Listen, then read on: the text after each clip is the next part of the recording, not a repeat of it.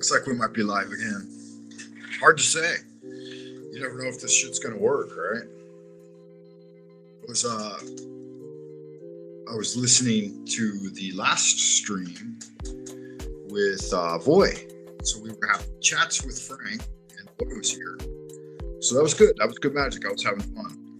But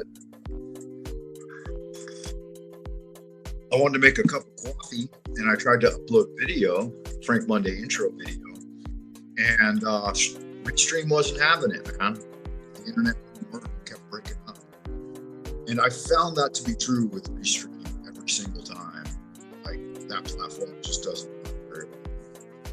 I don't know what's going on with it. I don't know why it is that way, but that's what it is.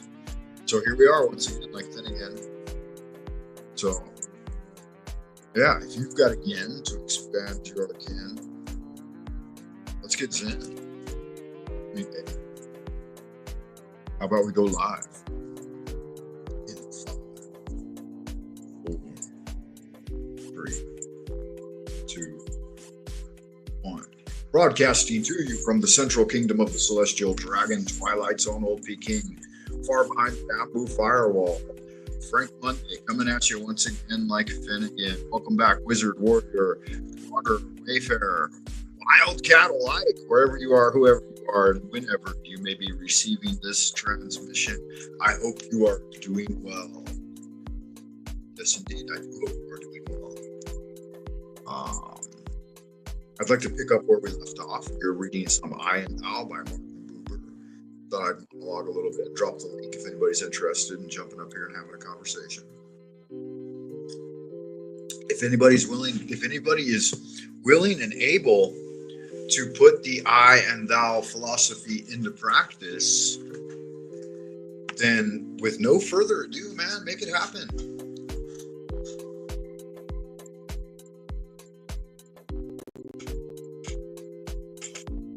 Make it happen. Get on up here, say hello, shake a leg.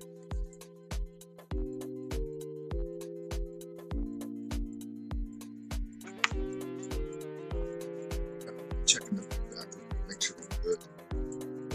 You see that? Yeah. Make sure we're good. Oh no.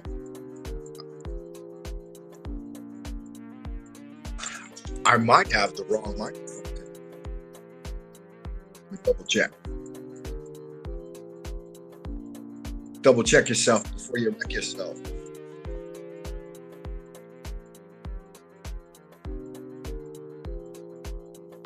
Yeah. Yes, indeed. Just like an amateur goofball, I had the wrong microphone connected. Let's see.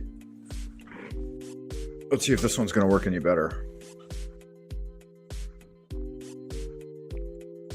Is this one going to work any better? Testing, testing.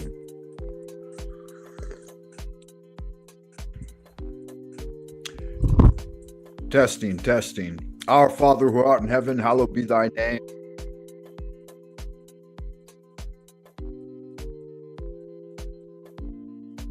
Thy kingdom come, thy will be done. On earth as it is in heaven.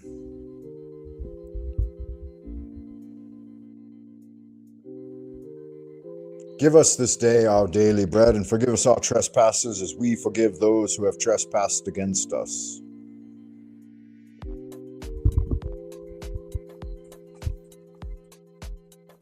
Lead us not into temptation, but deliver us from evil.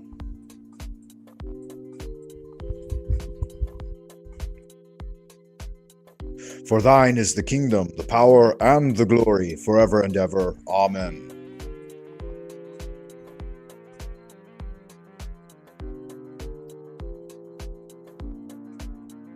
Yeah, looking good. Okay, guys, we got good stuff on the feedback. We got folks out in the chitter chatter box. Yeah, I'm using the StreamYard now, which is far superior. Sophia, good to see you again, Sophia Daisy May. Thank you for being here. I got some tarot cards ready. I got the Frank Monday intro video queued up and ready to go. Let's watch it one time. It's really good. There's a fun scene from I was cruising through Hollywood.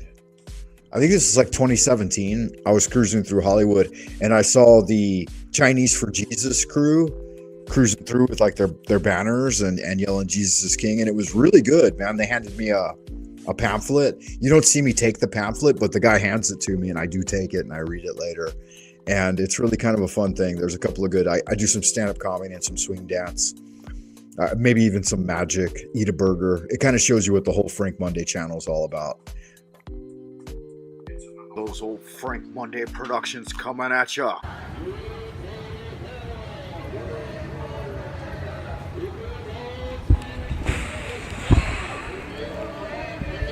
With no further ado,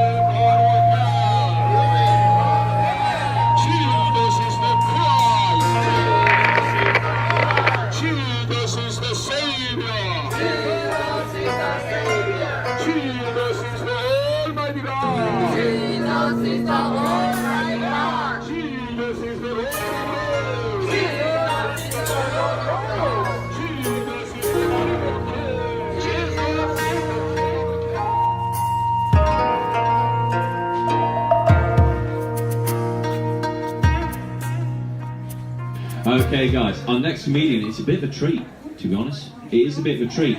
He's been away for 3 years. He is now back from the dead. Well, America. Give a big round of applause for Frank Monday. Does anyone want to repeat this?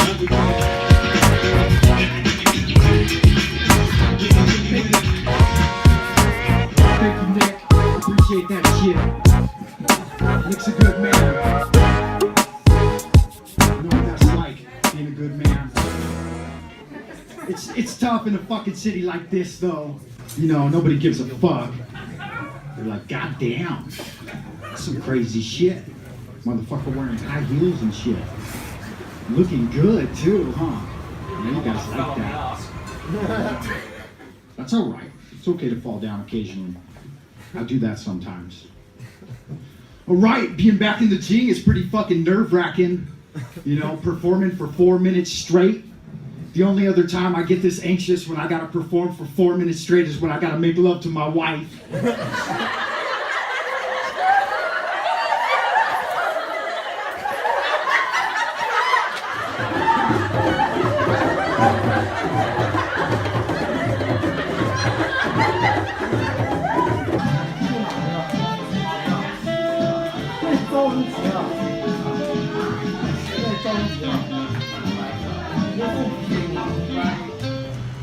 onion ring.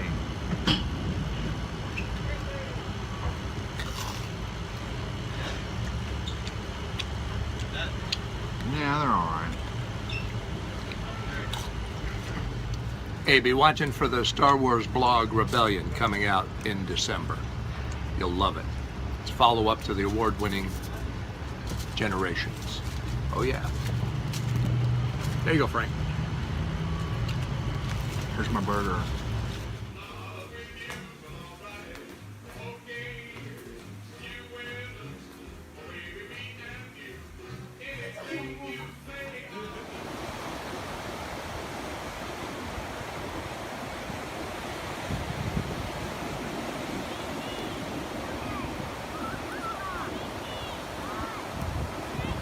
All right. Yeah, that is the FM radio introduction.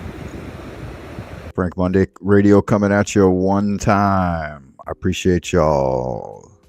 Good looking people being here. Good to see you out in the chat box. Voy, thank you for stopping by again. If you want to come back up, man, I'll drop the link. Just let me know. Sophia Daisy May, good to see you again. Blessings, beloved. I hope you are well. Yeah, that was good fun. I could tell you guys a little bit about the stuff going on in the video.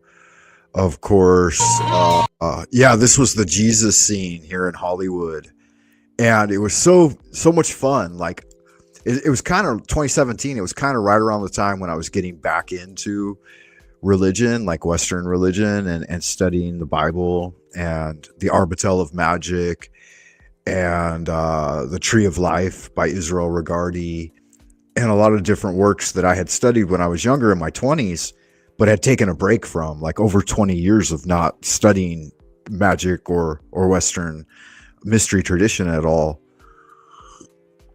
because I was investigating the Chinese one. And yeah, so Hollywood, it's a mixed bag, Hollywood. I was there and I saw a young girl, 3 young girls walking down the street, like Snapchatting and like literally doing sexual things on their Snapchat, like masturbating online and stuff, and like right on the street in Hollywood in front of like the Hustler sex shop. And I was like, that was weird.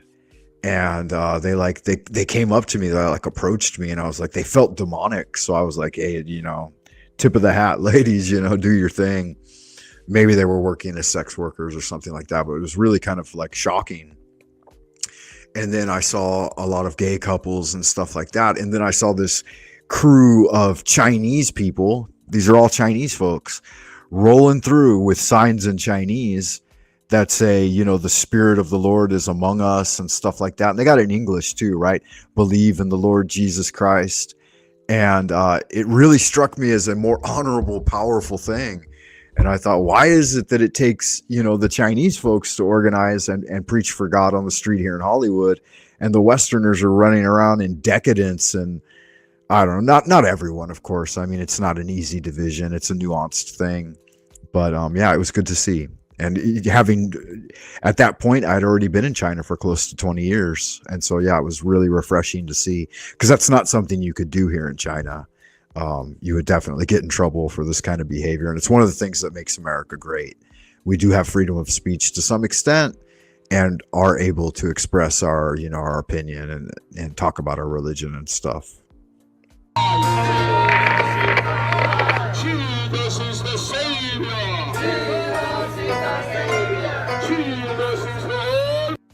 Okay, then here's me having a cup of mud, of course. And I'm in the old workshop. This is my downtown apartment.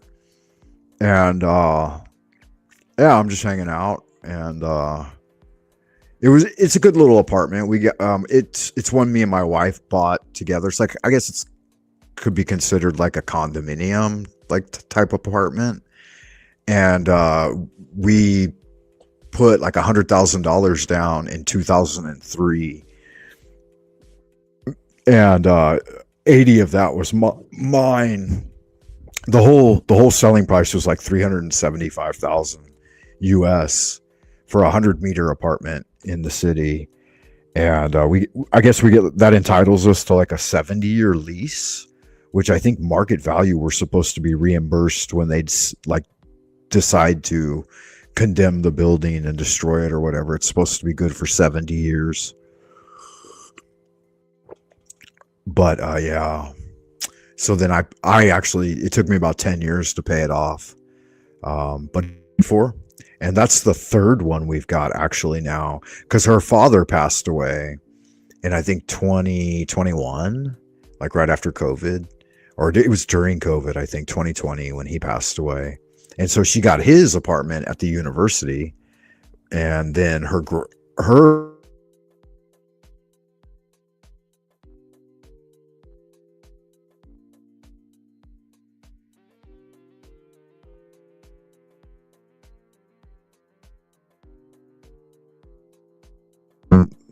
looks like we disconnected. Are we still connected? I'm living in one that's financed by my school. Okay, I think we reconnected. Anyway, yeah, so I'd set up a little bit of a magical workshop there. You can see the square and compass with the G in the middle in the background, and then there's a little Malkuth. And so that's when I was really, really getting into studying magic a lot more.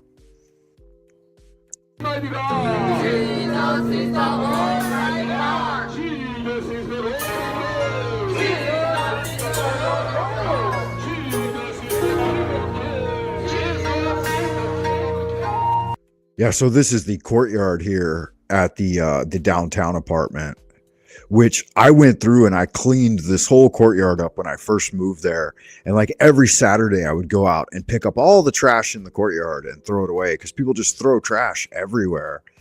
And they just kept doing that. And for like a decade straight, every Saturday I'd clean up the courtyard.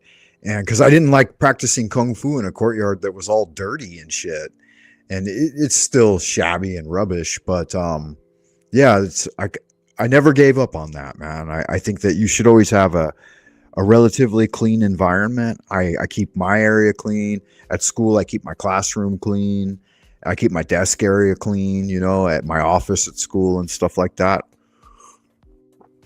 And I had actually received some criticism on Friday, some feedback. And I said, okay, now that you've criticized me, there was something they had criticized me about at work. There was a report that I didn't file on time, like midterm analysis, and I didn't do it correctly to their liking.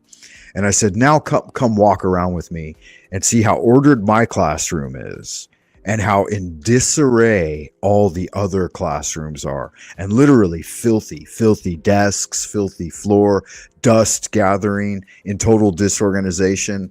And I'm like, if you guys can't even meet the minimum fundamentals of a clean environment, but you're going to criticize me, I was like, you have a lot of gall. And yeah, so I was that kind of took the jelly out of my donut. But I said, you better clean up your own fucking yard before you come knocking on my door. But they don't like that kind of feedback. They just want to give you critical feedback. They don't want to receive any of their own. Yeah, I agree with this. You don't have to identify it as a specific thing. Just practice a good life. God's watching, and that's enough. You don't need to prove anything to anyone. It's not even something that really needs to be talked about. I've always felt that way. Anyway, yeah. So hey guys, our next comedian, it's a bit of a treat, to be honest. It is a bit. Then this was Comedy Club China. This was at a place called the Hot Cat Club. And you know why they called it the Hot Cat Club? Because it used to be a restaurant. Shout out to old Nico Martinez from San Francisco, a Mexican American from San Francisco that came here to China. He was here for about a year, and he had some of the funniest fucking stand-up, and that was one of his jokes. I started using it after he left, but I always say that's Nico Martinez's joke. That's not my joke. But good God, he was so fucking funny. He said he went down to a restaurant and they offered a Mexican pizza. And he said, what the fuck is a Mexican pizza? Do I open the box and it's got my dick on it or something?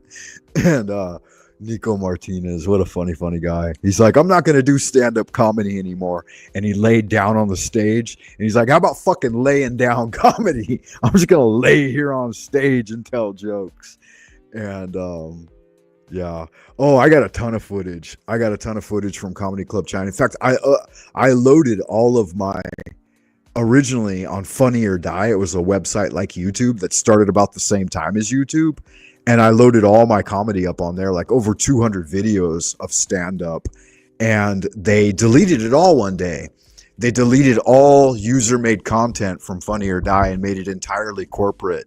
It was a thing started by Will Ferrell. And it was great. I really enjoyed it until they did that. But there's one night they said you have 24 hours to download your content or it all becomes property of Funny or Die and it will be removed. And they took it and they used all of the scripting and stuff in their own comedy shows. They just took the cream of the crop and reused it to make their own money. And so, yeah, it was a very dark thing for them to do. But yeah, I got a lot of videos from, I downloaded some of them. Most of it, though, I didn't have the storage space on my hard drive. So I would do the comedy show. I would record myself and other people doing comedy. And then I would upload it to Funny or Die. And then I would delete it off my computer so I would have more room. Yeah, they plagiarized all of us.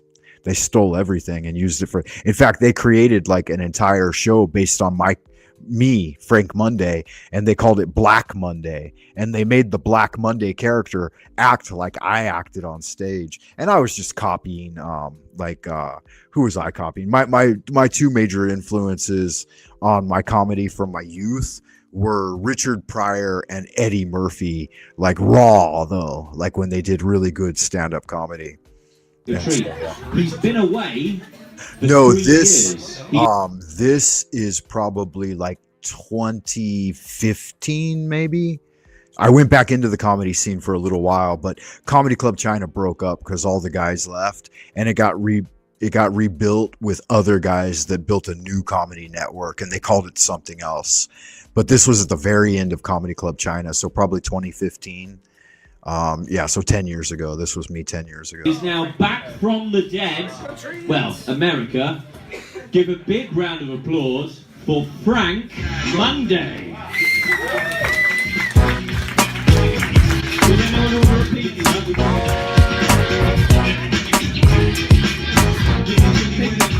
Yeah, so when I go out, I usually dress pretty ghetto, like a sweater, a ball cap, and jeans, which, that's the only time you can dress like that's on the weekend, because the rest of the time I'm wearing, suit and tie basically to work. Well, I don't usually wear a tie, but slacks and a collar shirt, this kind of thing. You got to dress more professional for a more professional environment. Yeah, but good fun. I enjoyed it. The sweater really suits the background. Yeah, I was always trying to figure out good color combinations for stage. So I would wear really bright, what are those called? Primary colors, like rich blues and yellow and red and stuff like that, and green. And it always came off with a very, very nice contrast. That was one of the things I was presenting like real LA ghetto style fashion. And I did an entire segment in comedy that I called Funky Fashion Faux Pas. And I talked about like all of the faux pas that people make in fashion in Beijing. And I would even go out on the street and film people and interview them and talk to them. And that was a big part of my YouTube channel in the first part of when I was doing YouTube, was getting on the street and like interviewing people at the most fashionable places in Beijing, like the art districts and the popular shopping districts. And it's a really good model. Like that's something I should continue doing. But COVID shut all that down, and YouTube started striking my videos. And so I deleted like 1,000 videos in one night. It actually took me like 3 days of constantly trying to delete them. And YouTube wouldn't let me delete a lot of them. Like they kept them, and then they disappeared from my channel. And it's pretty fucking salty. That's right. I'm pretty salty with a lot of the internet and the lockdown and all of it. Because it was such a pilfering of the community. And like, yeah, it was a bad thing, man. They did us dirty. They really did us dirty during that time. Get that shit. Makes a good man. You know what that's like. All the good comedians were gone at this point, though. It's tough. And so I came back in and I watched the scene for a couple of months, and I thought, yeah, this really isn't the crowd for the style of comedy that I developed. Like the guys who launched the comedy scene in like 2007, like Comedy Club China, they were all closer to my age, even a little younger than me, like probably 10 years younger than me, but they were closer to my age. So at this point, I guess I was like 45, right?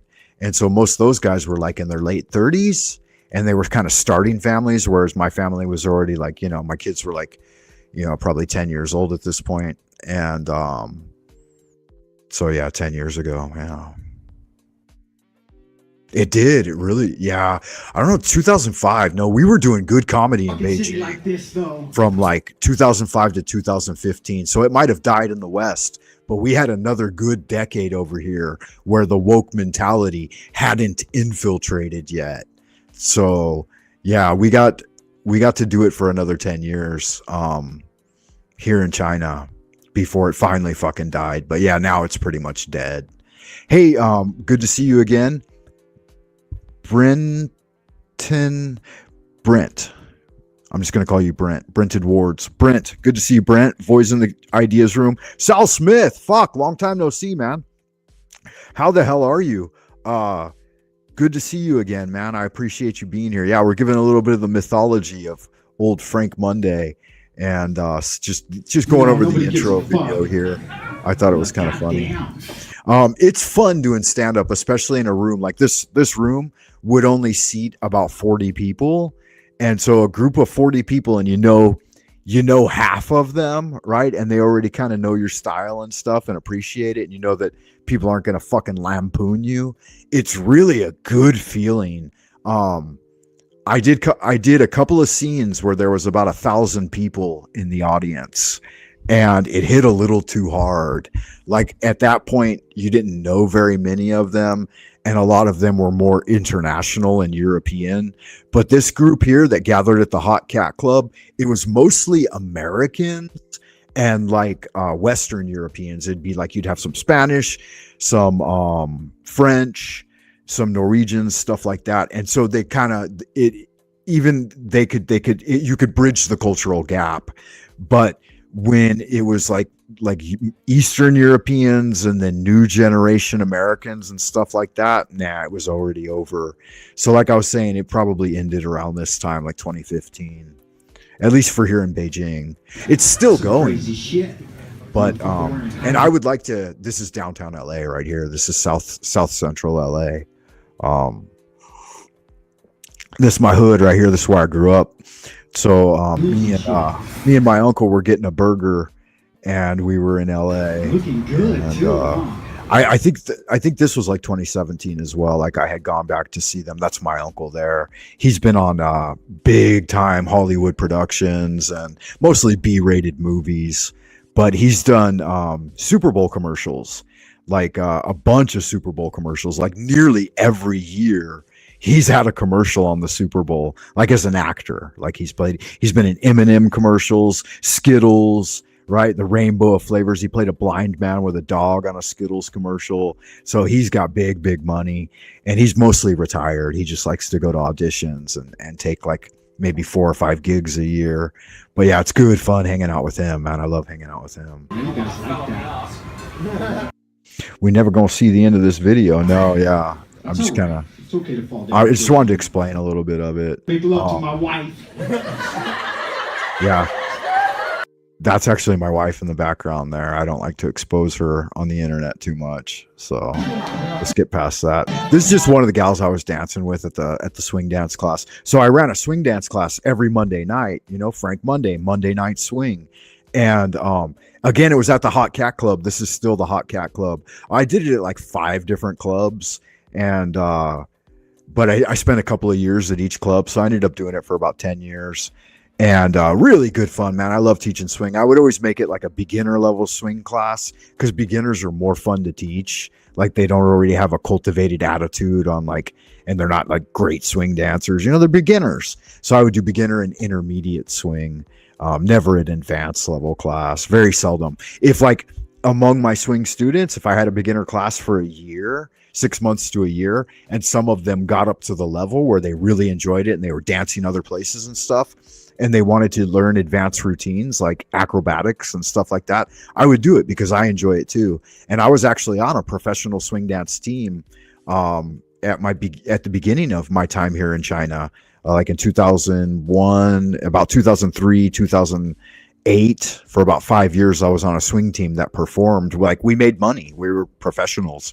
We went and we did the California routine and a couple of other routines, the Big Apple and stuff like that. And we did it for like corporate events. So yeah, that was kind of a big deal. Good fun. I never developed a high level though. Like I love to do it, but I always have kind of like an awkward kung fu style to my swing. But yeah, go.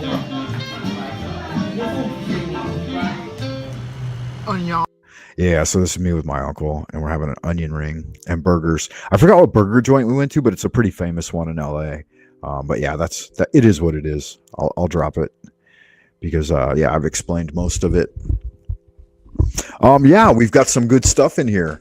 Sal Smith, yeah, welcome, greetings, man. Do you want to come up and chat? I've got a little time here on the weekend because you guys may not know this, but and I don't guess I have to tell you, but I'm spending a little time alone here on the weekend by myself, and so I could pretty much hang out and talk on the internet all night, right? Kind of a fun thing. It's been a long time since I've been able to do that. So South Smith says, yeah, I've missed you too, man. I'm glad you stopped by to say hi. You said that things have been kind of fucked up, fucking me, and kind of closed myself off for a while. I guess I don't need to put that on screen. I'll just read it. Trying to get back out in the wild again, and there's no one wilder than you, my friend. Yeah, indeed. Rock on, right? Yeah, I don't know if I'm as wild as I used to be, right? When I was a a kid. But yeah, good people showing up, man. And what a thing too, right? Like look at how many people we've got joining. We've even got the leader of Team Evil here, right? Queen Stephanie. Good to see you, man. I hope you're doing well. I watched a couple of your short videos that you did on Talcadia the other day. Yeah, I got my motorcycle parked in the yard, and I'm having some chewing tobacco. So fuck, you're right on time. You know, a rifle, a motorcycle, and chewing tobacco. You know all about the good things in life, don't you, Queen Stephanie? I hope you're doing well, man. I hope you can maintain peace of mind and you don't do something crazy and wind up in prison for the rest of your life, man, because you're a bit of a fucking weirdo. And you're the type of dude that builds an internet story, right, on YouTube that lands you on the funny farm permanently, right? I'll have a look at the private chat, and you're not gonna, yeah, I don't know, you don't usually do nothing crazy. Raven King, welcome to the chat. How the hell are you? Oh hey, rude ass Frank Moongay. What's up? What's up? I like that. Look at the teeth. Can you smile again? Show the teeth, because you're very disrespectful, and then you expect that's respect. very clever. It's that's interesting, isn't it? That's a very clever re-encoding of my name. No, I'm surprised like you have teeth. Nobody's knocked your teeth out yet. Well, it would take a big man to be able to achieve that, and not really. You're pretty small. A little effeminate homosexual like you wouldn't have much luck, tiny, aren't you? You're a very small guy. Your punches would. Okay, that was a waste of time. Yeah. Dude's got negative dark energy, huh? Just like a rat. Sewer rat. It's like you got a dirty, dank, stinky sewer rat, and then you open the door and you let it in, and it runs around and it shits all over the living room, and you're like, why did I do that? Why did I let that smoky, dark, demonic energy? Yeah, homeboy has got real problems. Not exactly sure why. You got to give him a chance, though. You know, sometimes he's in his Dolphin Jesus persona or Watermelon Jesus, and sometimes it can be entertaining, but for the most part, homeboy is straight delusional. Yeah, he's absolutely insane. 100% completely off his rocker. But I figured you never know. It's like what is that? It's like throwing the dice, you know. Sometimes you'll get the more tolerable Queen Stephanie, but yeah, not very often. Yeah, so I was trying to catch up with the chat here when I got interrupted by that fucking bag full of moldy dick tips. Genuinely, Mr. May, yeah. Good to see you, South Smith. I hope you're doing well, man. It's good. I'm glad you're back. I'm glad you're doing all right. I'm glad you've weathered the vicissitudes of life, because they certainly can throw a fucking curveball at you from time to time. Sophia's here as well, and she knows. Yeah, the problem, like the reason I let him in to try to chat with him a little bit is because the problem is I think he's nearing the breaking point. Like nobody wants anything to do with him anymore, and so many people are blocking him that I think if he's not given a little bit of a platform to be seen and expose and vent himself, that I really think he's at the point where he might do something bad to someone else in his life, and then he's gonna wind up in prison or get in the electric chair or something, because that's the narrative he's been building. And I thought, there's nothing he can say to fucking hurt my feelings. So I thought, if you give him an opportunity maybe to vent and then try to counter some of that dark energy with some good magic, that you might actually be able to draw him out of that. And, I might save someone's life, because anybody that's close to that dude is in real danger, and not just other people, but himself. So he's 5150. He's certifiably insane, and he's a danger to himself and others. And as a result, you want those who have the ability to interact with that type of demonic presence without being affected by it should at least give it a shot. You know, like he's been cut off from Jack Talcott recently, which means that there are I don't think there's anywhere left that he can go, you know, so he's kind of in at the end of his rope. He's mostly a danger to himself, little old ladies, and children, because any man would fucking knock him on his ass so fast and hurt him so bad that he would be in bad shape. Like big dudes, a lot of times they think they could bully a little dude, but a little dude can whip in really quick and take out your fucking knee, and then all that weight, that 300 pounds, like he says he's 6 foot and he's got to be 350 pounds. All that's going to come smacking down into gravity, right? And so the weak legs of an old dude like that never moves around and basically just like lays on a cot in a dirty room covered in roaches all day long, stuffing Big Macs down his throat, and never cams up anymore. So you got to imagine the kind of nightmare that he really is, you know? And he'll yell out and criticize people all day long, but it's like he'll never turn on his camera. And it's because, you know, there's ichor dripping down his 15 chins, you know, and into his smelly belly button. And yeah, that's right. Free gift from God. Good magic, man. Good looking out. I'm glad you're here. There was a bit of discord in the Discord the other day. Like some people took issue with you laying in on Hankoflemia, and I thought that was kind of funny. Like, I think Hank's all right though. He's an autistic gay witch, like a wizard witch, and no, it's not appropriate to stereotype or surmise people that way. I think Hank's all right. I think he's a good guy. I saw that some of the things he posted didn't really jive with you. And I think you're right in general that like people shouldn't just necessarily come into a new Discord and then start like posting things that aren't really related to the ongoing conversation. I don't do that in other people's Discords. And I think that's, you know, that's something. Just join the conversation and try. If you're interested, chime in on what they're talking about. And then if not, then just don't post anything at all. Most of the people who join Discords don't say anything at all anyway. Yeah, folks do like to see a train wreck, and I think that's why they continue to pay attention to Stephanie, you know, and all the minions of Team Evil, because they're waiting for that fucking train, slow motion train wreck, as you call it.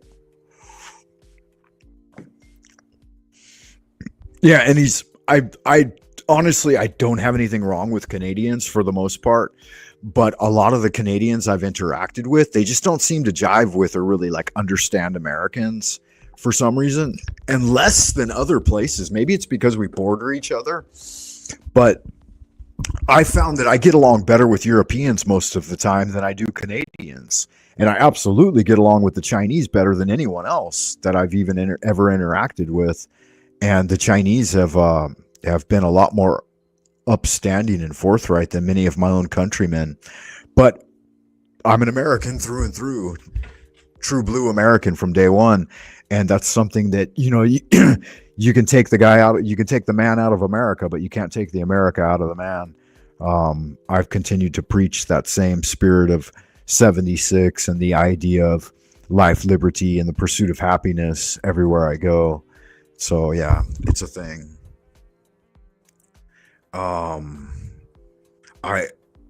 Hey, listen, I didn't know who that guy is. I thought it was Queen Stefan initially. Oh, okay. Yeah, good magic. Don't worry, man. That's your fucking Discord. Free gift from God. You're the one that started it. I mean, it's Lunar Light Entertainment. It's me and you, but you're essentially you're the authoritative voice in that Discord. And if somebody does something you don't like, then fuck them. And if people come in and they say, oh, you know, I don't like the Discord and you shouldn't chastise people and give rules and stuff, then it's like, well, there's the fucking door, you know. You can find your way out the same way you found yourself in. So that's fine with me, man. I don't mind. It's the only Discord we have for the channel, guys. It's Lunar Light Entertainment. And Free Gift from God is the king and moderator of it. I'm just the celebrity guest appearance there, right? So that's the way that works. Make sure you understand that when you go in there. You can find the link on my about section on my channel.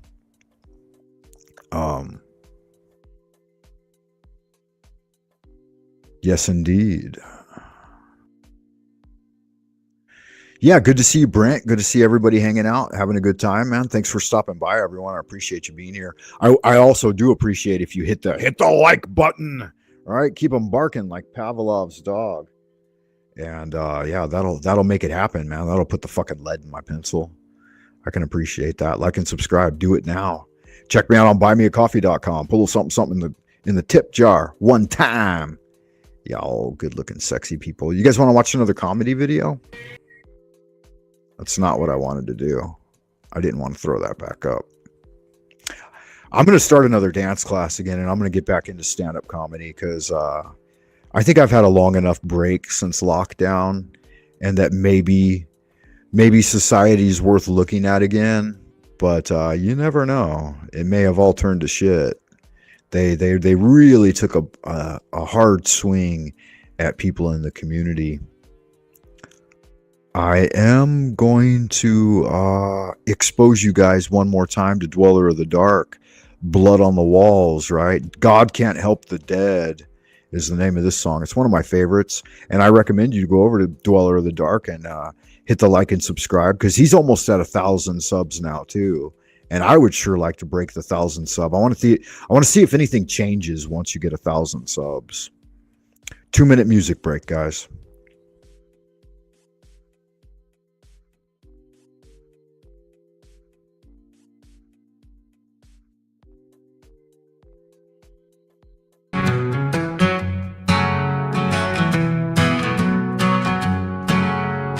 Eagles flying high, cats on the prowl, devils in your bed, their whispers so loud, witches on my heels, so they'll steal, running in the dark, truth they conceal, blood on the walls, spattering a sink.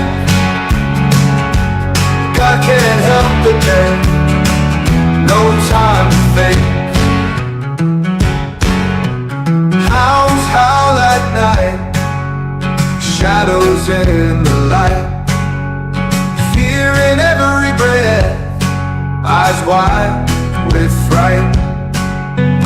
Cards dealt by fate, no way to escape. Threads getting tight, can't see the daylight. Blood on the walls, spattering a sink. God can't help the dead, no time to think.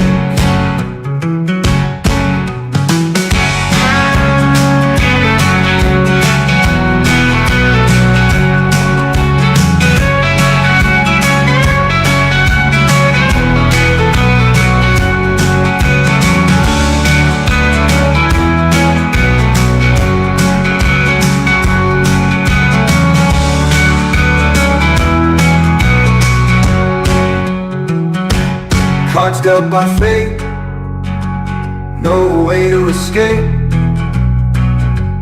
Threads getting tight, can't see the daylight. Blood on the walls, spattering a sink. God can't help the dead, no time to think.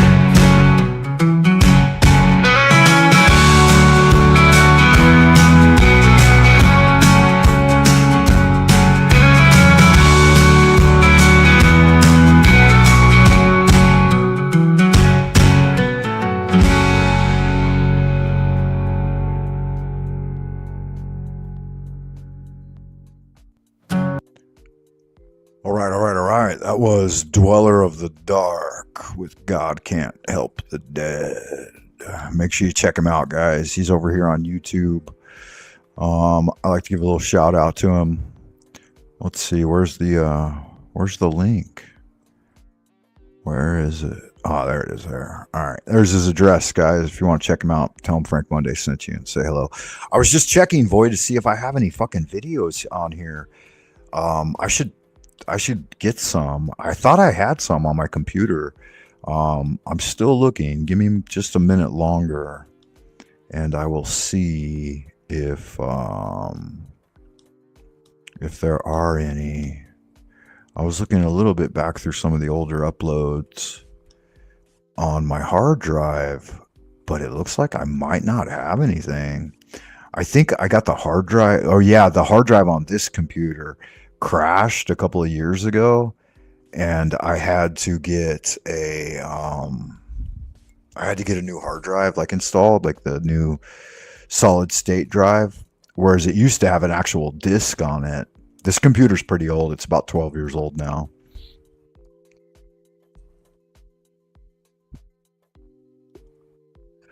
But I did think that I had downloaded a couple of the videos off of my YouTube page before it crashed, or after it crashed, once I got the new hard drive in there. But it doesn't look like I actually do have any on here. I'm looking through right now. I see some older videos, but I don't see that I have any comedy. How weird. Because there were 3 or 4 that I thought were, fairly decent sets and were worth saving. Most of it, I just let it go, like fucking, what are you going to do? You can't save everything, and it's a part of life that, I did that whole thing. It was good fun. And like I said, I might do it again. I'll just start doing comedy again and then recording it each week. It'll be fun. There might be something on here. I guess I should probably look at it when I'm not streaming, right? This is about as professional as it gets, huh? I don't know. There's a couple videos that keep recurring. I don't know why I have multiple copies of them. It's kind of weird. Anyway, yeah, it looks like I'm not going to be able to find anything. My good man. But I was hoping that I could.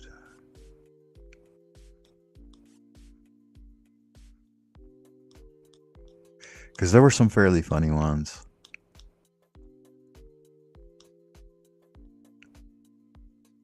There was one guy, I'll tell you about a guy that was here that was just freaking awesome. His name was Gus Tate. And he was one of the funniest fucking stand-up comedians that I've ever seen. And he was just a young guy. He was probably like mid-20s. And he came over here to Beijing just for a couple of years and ended up getting a girlfriend, getting married and stuff. But his comedy was so good, like so intellectual, and he would lead you down like a really interesting narrative, and you had no idea where it was going. And then the funny parts, it had made you, go all the way back in the story, like things he had shelved and then brought back out. And it was really, really good. Like he had a very good command of the basic like principles of storytelling and comedic delivery. And I would have expected him to go professional with it, but he wasn't. He was studying engineering, and he ended up launching a product here for like an air purifier because we were having such bad air quality at the time. And he made a ton of money. He ended up making a ton of money, and then he was from New York, I think, and he moved back to New York. But I hope he kept doing comedy because he was like fucking dynamite at it, and everything was original and new, and it was all based on like his own work with researching ideas. And he had like a really cute bit about a parrot and a bunch of other ones. But anyway, it was really, really fun stuff. So yeah, definitely jump online. I think he's got some stuff online still that other people recorded. And his name was Gus Tate, Gus, Tate, Tate, Gust Tate. Probably the most professional comedian that ever walked through the fucking Hot Cat Club. And I think he developed all of his original comedy just while he was here going to school. Like he was in a graduate program. You guys know TML though. I'll play the TML intro one time.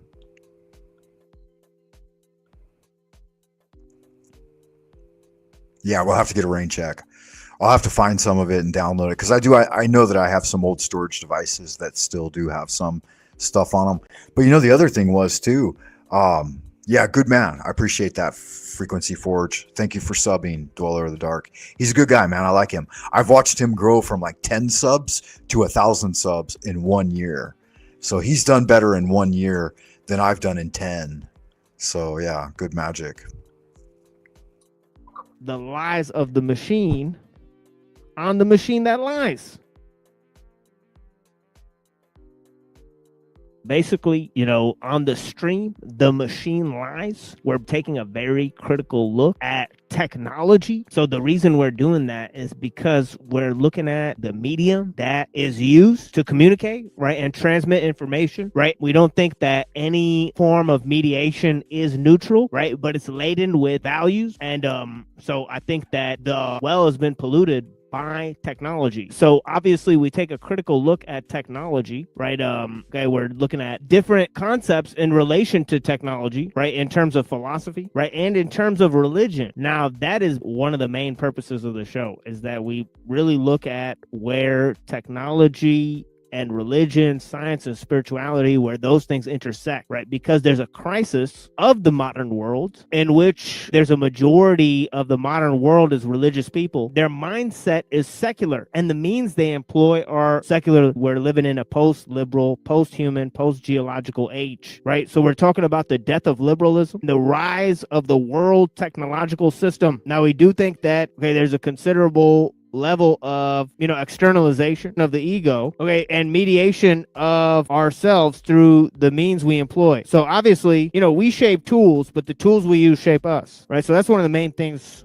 we're trying to get across on the show, is how technology changes human psychology. If you question the means you employ and what the objective factors of power are in our age, right, then that's the most important question you can ask. Right, that's the most critical stance you could actually take, right? Like, most people don't question, you know, how or what means they use to question, to ask the question itself, right? So we're actually taking a critical look at technology, right, as a primary form of communication, as an objective factor of power in our age, right? And we think that basically we're assuming that a lot of the stuff that we see through this medium is totally made up, right, fabricated, and that is based on the fact that it is artifice. It's produced by a machine, right? So we talk about the lies of the machine on the machine that lies.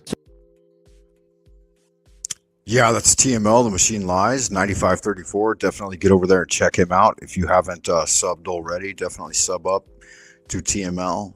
It's a good show. I think he broadcasts twice or three times a week. He does a music show, and then he does 2 educational shows that range anywhere from 6 to 10 hours. I believe it's on Tuesdays and Thursdays.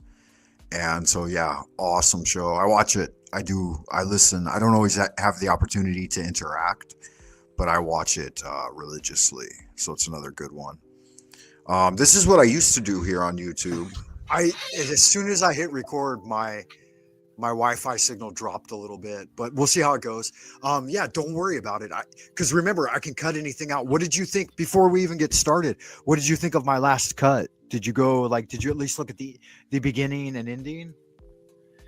I saw video 1. You dropped 2, did you? No, I haven't dropped the second one yet. I'm still working on it. All right. I ended up spending like 2 hours on that edit, and I ran out of but energy. It looked like you had fun with it. Yeah, I did. I would say it was a fun start. I worked on sound alone for a good 45 minutes. Go ahead. Yeah, the opening was cool. Audacity. I liked it. You made it into a mini movie almost. You know, you had a little bit of almost like foreshadowing. yeah, I thought that was fun because I mean that was all you. That was perfect. Your reaction to that voice.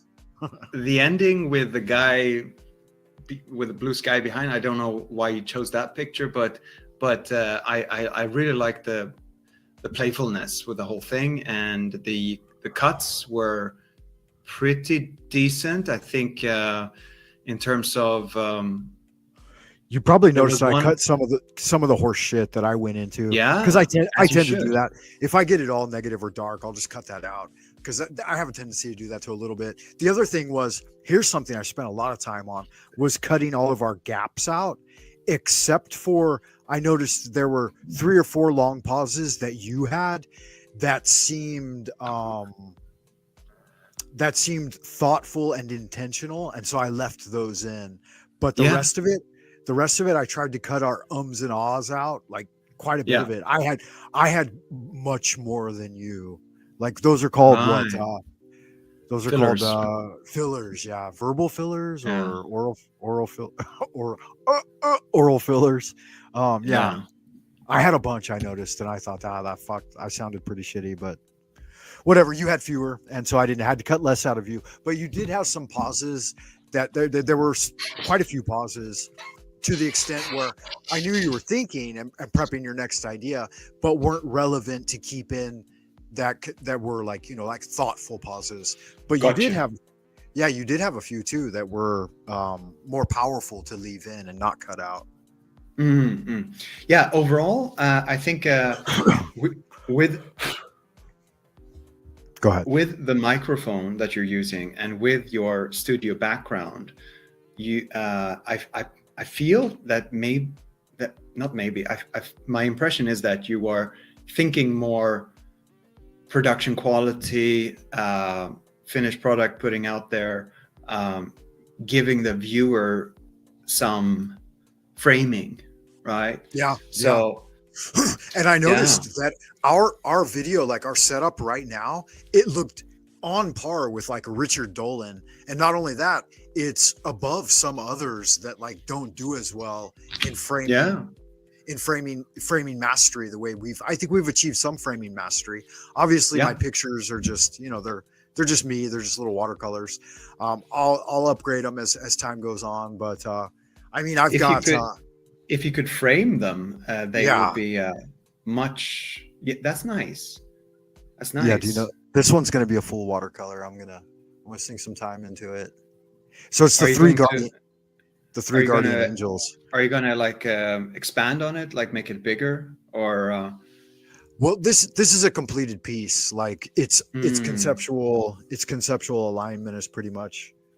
Yeah. in toto. Okay. Nice. Nice. I've sent you copies of it, right? I've got other ones too that I want to do in full watercolor or whatever, that are of a similar idea. They're infographics essentially, right? If you open your WeChat, you'll see that I've just sent you my original Tarot Maps PDF. It Let me is have a look. the whole thing. It's not the product I have on Buy Me a Coffee. It's the original, because I've added the individual titles of the minor arcana cards, the ones that you provided. Okay, good. Yeah, tarot maps. I see that.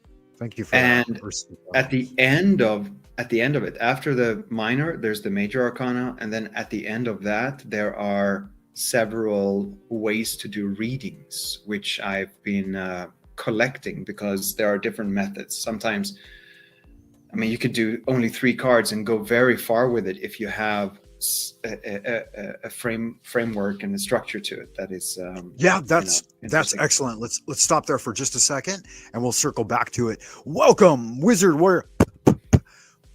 Welcome, Wizard Warrior, Wanderer, Wayfarer alike. That was a bit of a chirp there. Let me try again. Yeah. Okay. Welcome, Wizard, Warrior, Wanderer, and Wayfarer alike. This is the Frank Monday channel, and we're working on the 100-day challenge, Pathways of the Magi. Once again, I have the pleasure of having Tomas here with me. So Frater Tomas is in the chat, and we're going to do a little back and forth on just basic magical practices and catching up and so on and so forth. I would like to remind everyone that Tomas has released a really wonderful quintessential guide to the tarot and boning up on your basics on his Buy Me a Coffee. So make sure you guys go over there and check that out.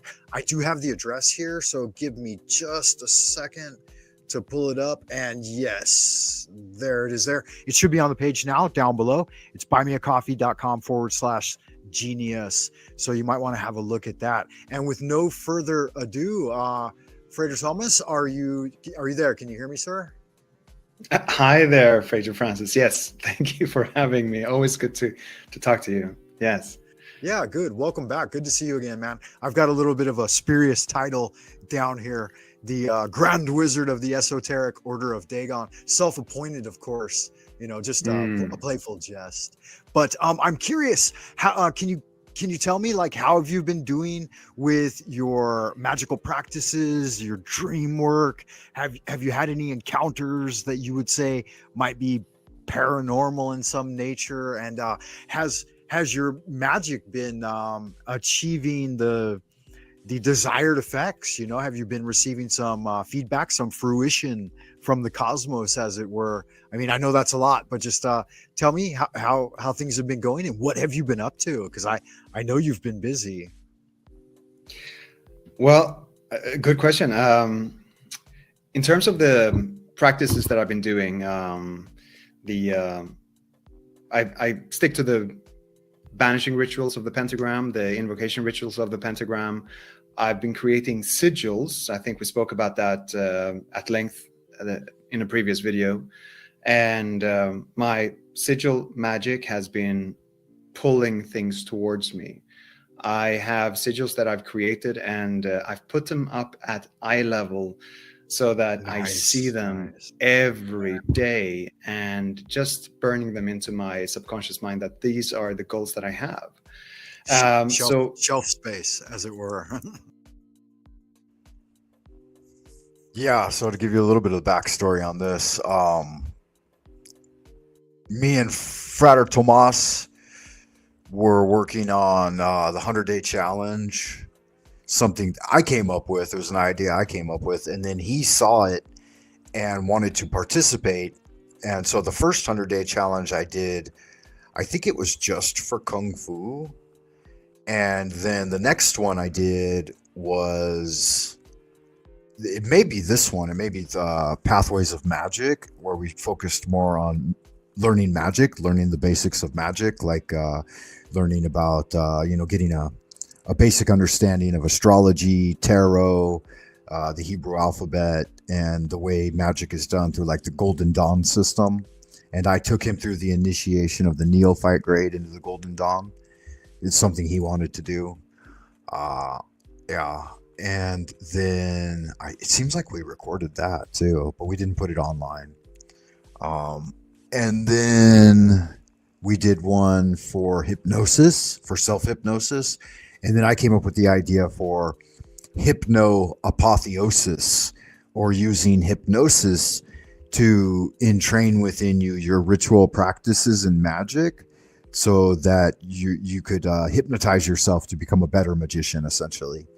And he was already a stage magician, and he did sleight of hand and stage hypnosis. And then he deeply studied into hypnotherapy so that he could do hypnosis for to help people heal and do behavioral change and stuff like that, and work through trauma. So basically like clinical hypnosis. And I worked with him for about 5 years on that, as he was going through the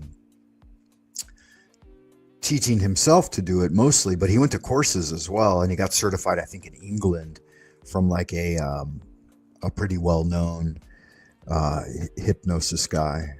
And so I did basically all of the coursework with him as well, but I didn't work towards certification because that's not something I was interested in. I just wanted to learn it for personal practice.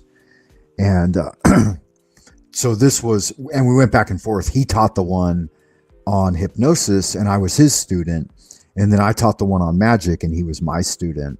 So that's probably why I feel like I'm a little more dominant in these conversations on this. You would have to get in and watch the entire timeline of videos. They're all still available here on YouTube,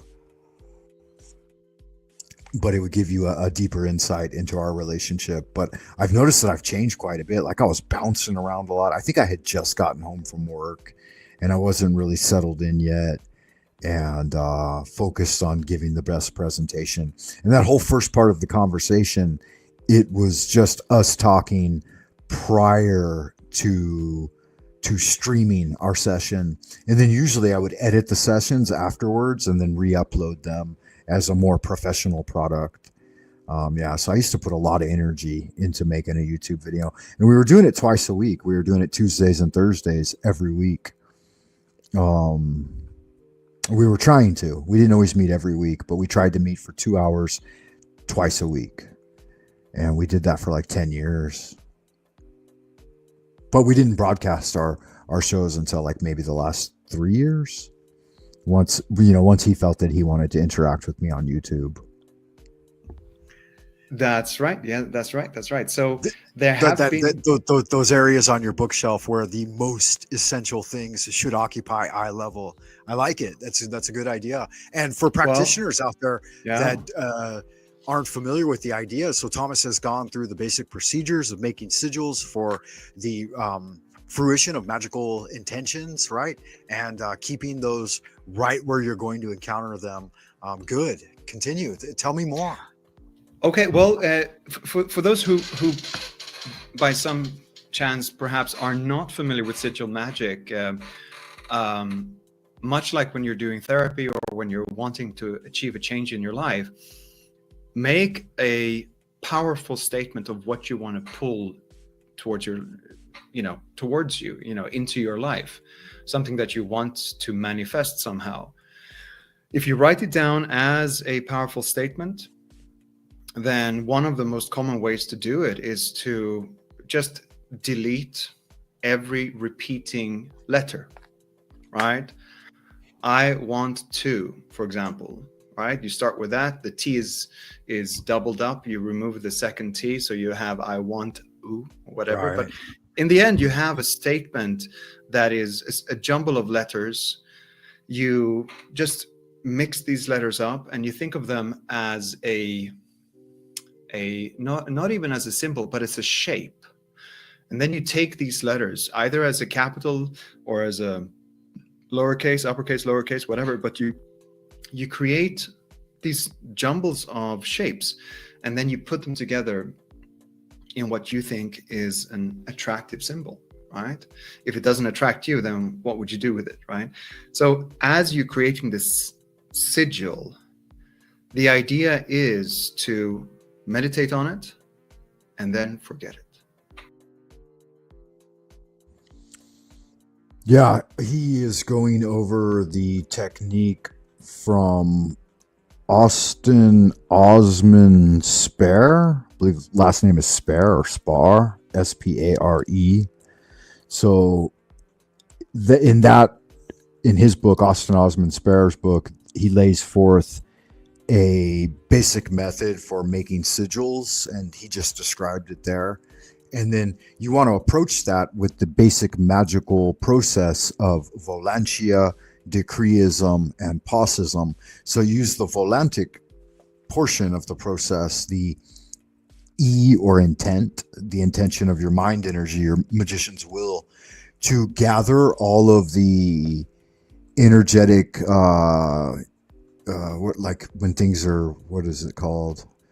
Try to formulate this into a intelligible stream of consciousness, like all the loose ends of the thing you want to tie up. And that's the volantic process, the gathering of the energy and focusing it single pointedly.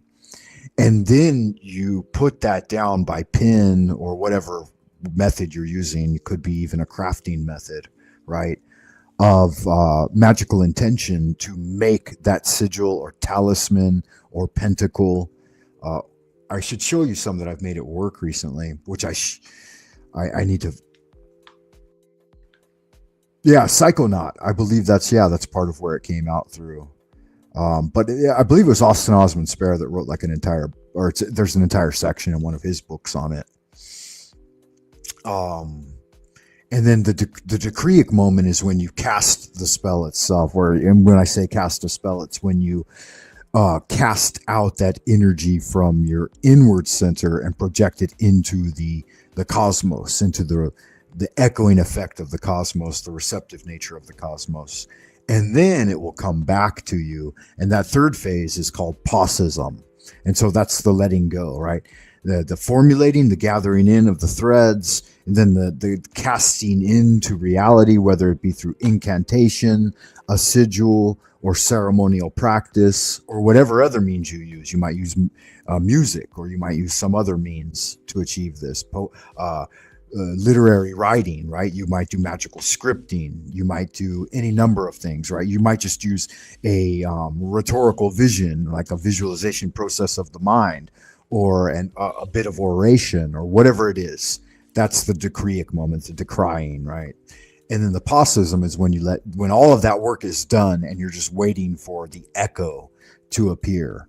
You're waiting for the responsive nature of the universe to bring that thing to you, or to manifest that thing, which is probably the hardest part of the process.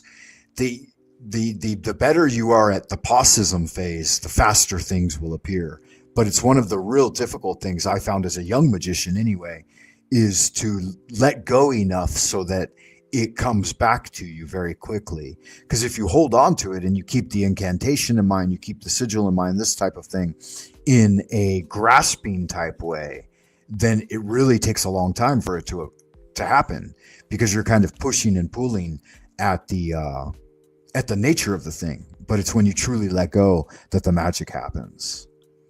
And so, yeah, I thought it would be. Okay, good magic. Yeah. You've free gift from God. The idea is not to. I'll let him continue for a moment, and I'll continue to interact with the chat. But that means you've been still practicing your magic, man, right? Good. I hope you've been getting out there and getting shit done. I haven't been able to catch up with you in a while. So if you had any time or in the right location and stuff like that, any ability, any willingness or yin to talk, there's the link, man. Keep it in your conscious mind, but to allow it to settle in a deeper place. So you just have it as a symbol. Now, what I was talking about now is that I have created this sigil then, and I've just taped it up. My method is quite simple. I've taped it up on my front door. So every time I leave the house, the last thing that I see, and when I come back home again, I open the front door and say, there it is. That's the sigil. So I'm not consciously looking at that sigil as something that I'm, trying to achieve. Yeah. And he's taking a page out of my book here. When I first got that dormitory apartment that you see me in this video, this one was back at the academy before they renovated the teachers' dormitories areas. Now I have a much nicer one. But when I was back in that one, it was a lot smaller and kind of shabby. But I was doing this on my door, and I was telling him about it, and I made a few videos on it as well. And I've noticed a lot of people do this in this space. They'll get an idea from you, and then they'll start to actualize it, and then they'll present it as if it was their own idea or it's something that they came up with, which is fine. But when I do it, when I take a page out of someone else's book, I give them credit. And I guess that's because I have an academic career and I was raised through academia. And I really feel like things like plagiarism aren't necessarily good, that you should give credit where credit's due. And so if you have picked up a technique like free gift from God, you're the one that introduced me to even the idea of chaos magic. Maybe I had heard it in passing in the past, but I never took an interest in it until you sent me that copy of Psychonaut, and I started looking at Peter J. Carroll's webpage and stuff, and interacting with it a little more. And it wasn't even until then that I realized a lot of the magic I did when I was younger was in fact chaos magic, right? And I just didn't have a name for it. And so that's good magic. And again, give credit where credit's due. That was free gift from God. That introduced me to that idea. But it's right there as a reminder, and it's reminding me of something else, right? Kind of like when you see a person down on the street. Who was that guy? I don't remember. Okay, but there's a familiarity with it, and somewhere. Yeah, even better. I mean, it can really help you achieve that paucism of forgetting about what it is you're after to an extent where you're allowed to receive it, right? You've already done the first two steps of the operation, the magical intention and then the decreeing it out. And so having it there as a gentle reminder at the subconscious level is really, really, I think, an effective way.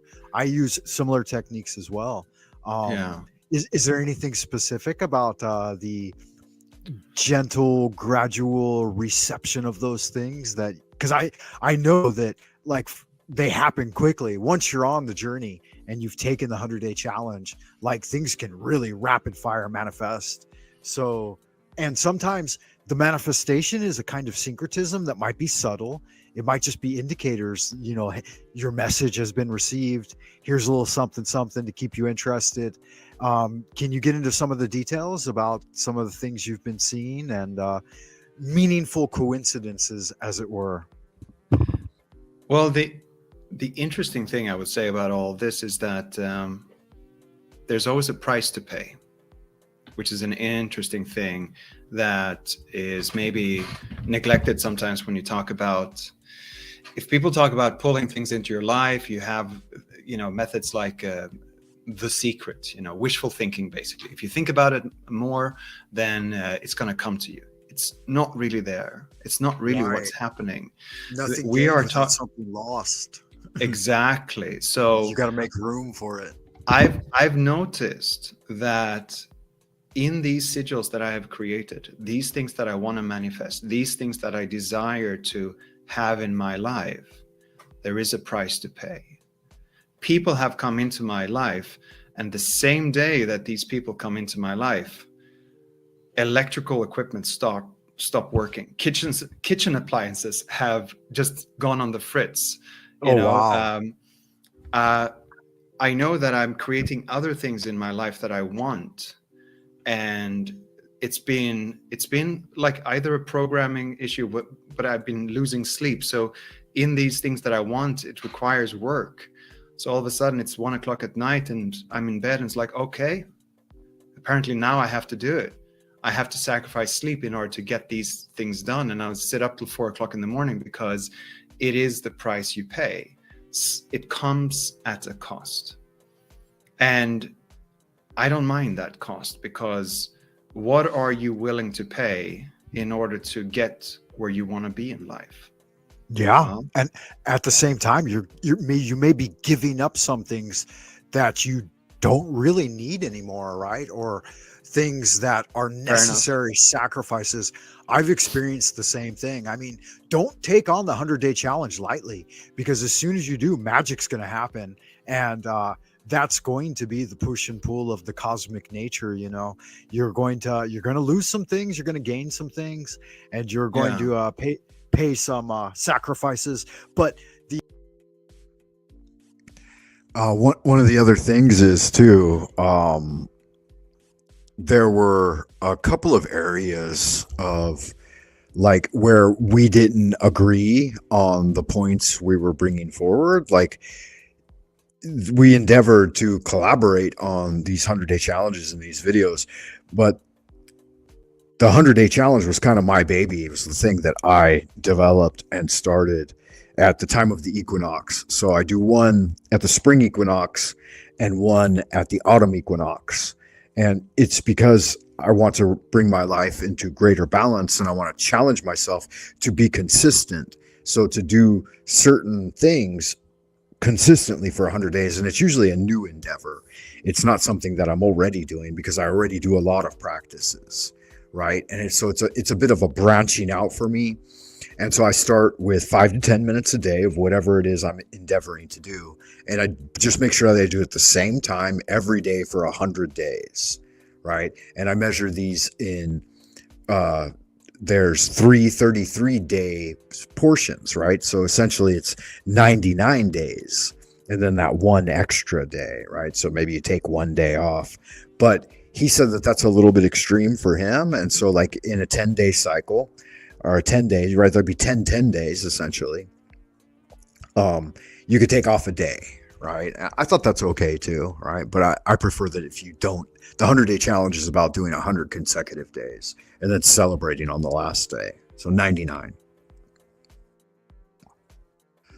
But I would measure it in 10 days and develop a syllabus for the entire thing. The latest one, you can see it. It's on my Buy Me a Coffee page. So if you are interested in finding a little more out about the 100-day challenge, the last one I did was the 100-day challenge internal alchemy. And there's an entire syllabus for every day of practice. So there's essentially 100 days, things you can do every day for 100 days. And then you try to line it up on the same time every day. Try to, you know, for me, the practice just start out like I start out 5 to 10 minutes a day, and then I try to build it up over time. So I'm putting about an hour of energy into it every day towards the end of the 100-day challenge. So 5-10 minutes a day for the first 33 days, and then build it up 15, 20, 30 minutes a day for the next 33. Then you're in it for, 60 days already. It's been a couple of months. And then I start to go a little longer, up to maybe 45 minutes or an hour a day of the practice. And it can be different things, like this one's internal alchemy. And so it was setting up all of the ideas and processes that are connected with internal alchemy and my own unique style, a syncretism of Western and Eastern internal alchemy systems, Chinese mostly, right? The Dantians and stuff. And then with Western path working, different ones, hypnosis, of course, was a good one because it's a very solid practice that you can endeavor to do. We did one on tarot. He collaborated with me on the one on tarot too. And for the tarot one, I took the role of mentor and he took the role of student. And on the hypnosis one, he took the role of mentor and I took the role of student. And then on the Pathways of Magic, this is the one we're talking about here. I took the role of mentor and he took the role of neophyte. Yeah, so you see how that works. I'd like to do more of them in the future. I'm doing them on my own now, but I'm not doing them on YouTube anymore because there just really hasn't been any response from the community of it being a needed thing. But if some of you out there in Happy Land are hearing this now or later and you'd like to participate in a 100-day challenge, maybe you have an idea for one, or you'd like to revisit one of the ones I've done in the past, then let me know and I'll launch another one come spring equinox, which is about 3 months out, right? Because we're just about at the winter solstice now. The positive way to think about those sacrifices is that they're investments in your future. You know what I mean? You can, of course, work with this if you want. A friend of mine, a witch, described to me that when she's doing rituals that are earth-based, let's say, then she would finish the ritual and then she would go out and bury the implements in the forest, giving back to nature. So the price that she pays is the price that she chooses. Whereas if I haven't done that, then it's sort of random, at least from my point of view. Yeah, she's a smart magician. Yeah, and it will be. You're right. Like if that's what I think, that's what magic is all about, really. Like you just said it perfect. If you haven't gone into detail in setting those parameters, like here's what I'm willing to sacrifice, here's what I want to gain in return, and then being very specific. Specificity is so important in some of your magical writing, as it were, like maybe in your magic journal and in the formation of the glyph, like you taught me this. I mean, working with you and both receiving hypnotherapy, working with you as a patient and also working with you as a compatriot and colleague in the study of hypnosis.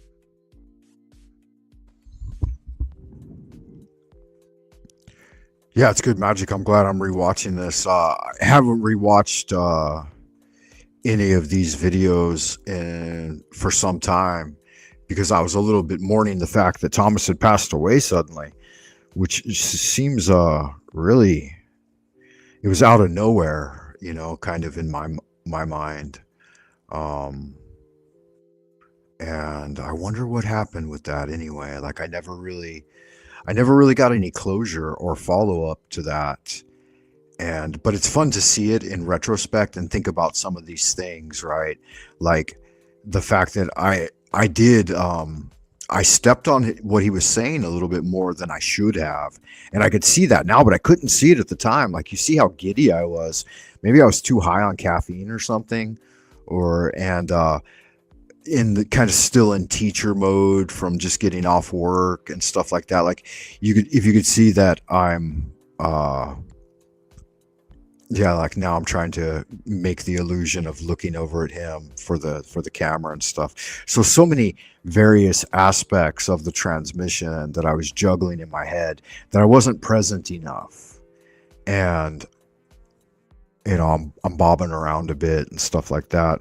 Whereas you can see he's far more centered, right? He has good physical command. He's sitting there. He's not looking at things. He's paying attention, being deliberate in his speaking, this kind of thing. Yeah, so I've got a lot to learn, and I'll re-listen to what he said here too, because this is one opportunity that I let him talk without interruption. Hypnotic language. And I'm always need reinforcement, and I have a great deal of curiosity with that. Would you be willing to expound a little bit in that direction? Okay. Let's talk about manifesting things into your life, pulling energies and pulling ideas into your life of what you want to achieve or what you want to have. The essence of that is that you need to put energy into that process. If you want to avoid something, let's say as a correlation, let's talk about hypnotherapy. Somebody has huge problems with public speaking, right? It's a simple thing, but as an analog example, I don't want to feel nervous when I'm standing in front of a crowd. Now, this is an away from, sort of a simple map here, is that people are pulled towards or go towards goals, or they run away from things. If you're focused on your fear and you want to push it away, what you are doing essentially is backing away from it, because you keep your eyes on the fear, on the pain, on the problem. But backing away from things means that you don't see where you're going, right? Essentially. And if you are only concerned with what you want and you're moving towards something, then you see where you want to go, but you don't have any momentum to go to that direction, because it's so easy to wish for things. I want to be rich. I want to be strong. I want to lose weight, or I want to get a promotion, or I want, whatever it is that you are trying to achieve, you're just trying, but you're not actually doing it. You just see where you're going. So in order to put momentum and energy into that process, be very, very aware of what the price of failure is. If I don't get there, I will remain in the pain or the problem state where I am. So clearly define what the stakes are, I think is very, very good. So absolutely, I don't want this in my life. I want that instead.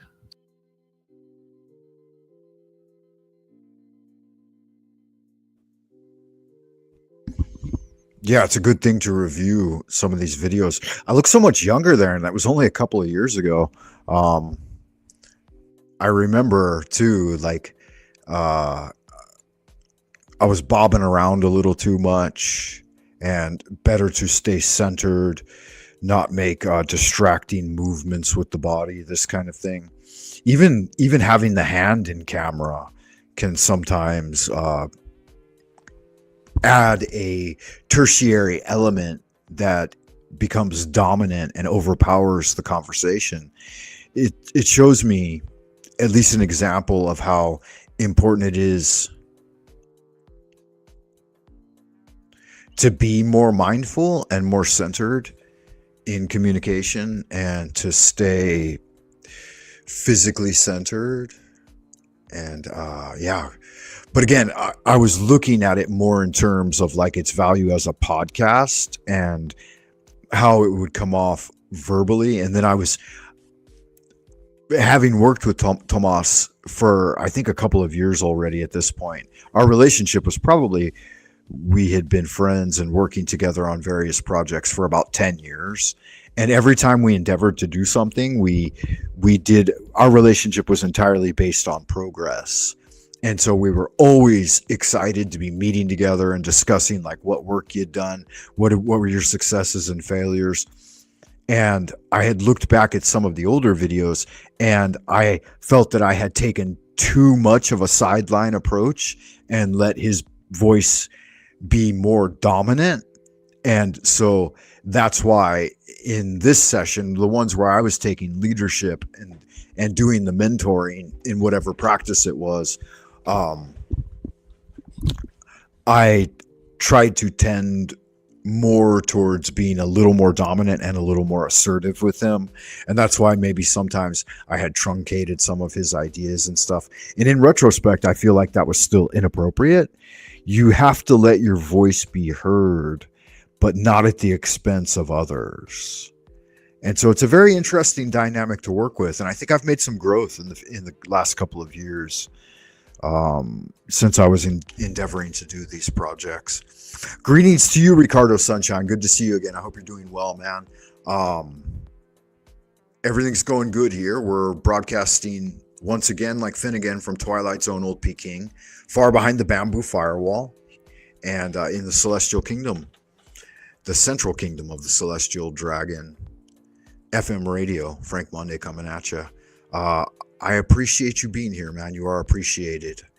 And there's the link for anyone who might be interested that's listening now or later. We had a pretty good show going on earlier. Voy was here. I think you missed that. Voy the Goy. And he had some things to do. He was making some tomato soup and he was getting into some food stuff. And then there were quite a few people that had come through the ideas room and were hanging out in the chatterbox as it is. And now it's just me, but I decided to continue to stream to review some of this video with Tomas. And Frater Tomas, as I said, rest in peace, right? He passed away going on a couple of years ago now. Okay, good to see you again, Sophia. I appreciate you being here. Thank you for that. I'm not sure, but it's probably getting close to time for Jack Talcott to go live. Has he announced his show? And it has Chats with Jack opened up. If so, I guess we could all head over there and meet up as well. It's 4 a.m. though, so he probably won't be going live for another hour or so. But he does tend to go live right around this time. Let me see here.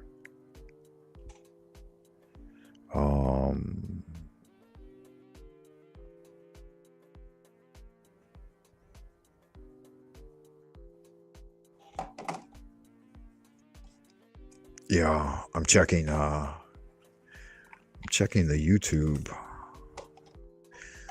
But my power cord is in the way. Okay, there it is. Now I've got my power cord. How are you? How have you been doing, Sophia? Is everything going well with you? You probably need some sleep, Frank. Take care. Yeah, I do. You can tell. Like, I slept pretty much most of the day, and I've only actually been up since midnight. So I woke up at about midnight and decided to do a little bit of streaming. But yeah, I probably will go back to sleep for a few hours before the sun rises. The sun will probably rise here at 7 a.m. It's been coming up at around 7 and going down about 5 p.m.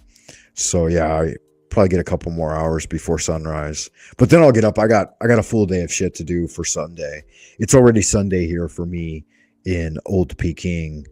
But yeah, I wanted to check to see if Talcott had announced his show. But it doesn't look like he has. Martin Leedick is live right now, or he made a video.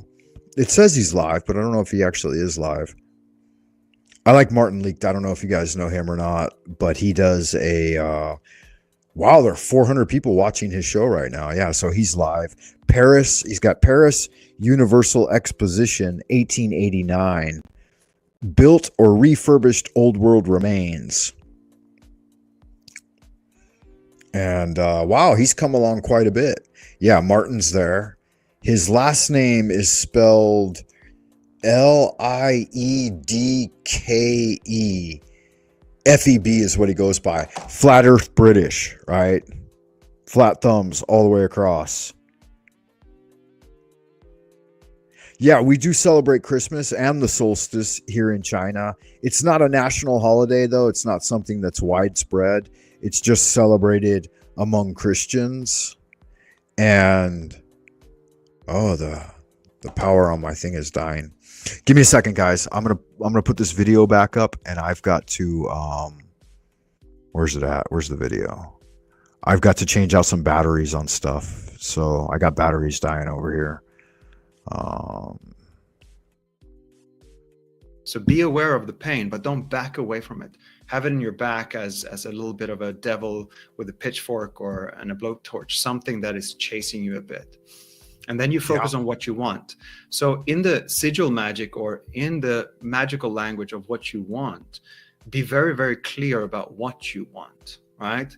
For example, an example from your life, which you told me about, is that you wanted to have some office furniture in your office, right? You wanted some shelf space and you want some other things, but you weren't specific about it. The parameters weren't there, so you got way more than you asked for, way more. And that gave you trouble in other places. So when you are creating something, I want something in my life, and this is the way I want it, then the specificity is very, very good, because if you can be very specific about what you want, I want to be calm, collected, charismatic when I'm standing in front of an audience. I want my words to come out clearly. I want the audience to receive me in a way that benefits all of us. And I want to do it over and over again. I want to see myself as that person. So you are, in a sense, recreating your identity, or adding on to, or shaping your identity in a very, very clear and specific way. Without the parameters, I want to feel calm when I'm giving a presentation. Yeah, but how calm? You know, falling asleep calm? Do you want to be calm, but the way you give a presentation puts everyone else to sleep? Where are you going with this? So specificity, knowing what the price of failure is, certainly having that as a bit of a push, and then in front of you, the goal that you want, you're moving towards. That creates momentum. And then you charge that process. You charge it with language, you charge it with visualizations, you charge it with mental practice, and then perhaps even proper practice. Now, this is a very pedestrian sort of example. Public speaking is a fear that many people have. But let's say there's something else that you dearly desire, right? Something that is so important for you. It can even be, if you want, being able to vanquish an enemy, whatever that might be, internal, external. Yeah, I'm glad that I'm kind of reviewing this and that he mentions the vanquishing of enemies, because you're right, Sophia. Like, we've taken big losses. Yeah, it has been really hard, and I think in 2020 they did a really dark magical ceremony. The evil guys, the Dark Celestials, as they're called here in China, against the world, and we've been taking repeated losses. Now, sometimes, like, let me see, you mentioned here, sometimes it is this, right, that have faith that it's all been for a reason and cleansing so that the new can come forth.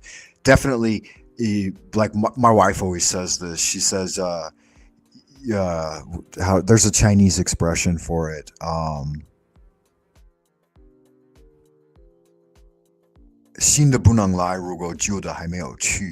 Something like that. I forget the exact wording, but the new things won't come forward until the old things have already gone. So when you lose something, then you gain something, and when you gain something, you lose something as well. And but and sometimes I think there just isn't any sense to it. There are absolutely things that happen in the world that make no logical sense and have no spiritual foundation really, but are just 100% arbitrary. And sometimes we have to realize that, because it's a human tendency to maybe attach meaning and pattern to many things, to everything, in fact. But sometimes there's just random chaos, and that does occur. So yeah, blessings to you. And yeah. Control of it, of your inner demons or whatever that might be. Be aware of the price of failure and make that goal clear in your mind, and then take the proper precautions to make sure that you at least have a chance of success. So I think that just like in self-defense, the first rule of self-defense is protect yourself, right? Yeah. Any martial art or anything. Put that in place first. Be aware of the price of failure and push forward to the goal that you want. And have that clear in your mind on every level. Taste it, smell it, feel it, be it. And work that into a ritual.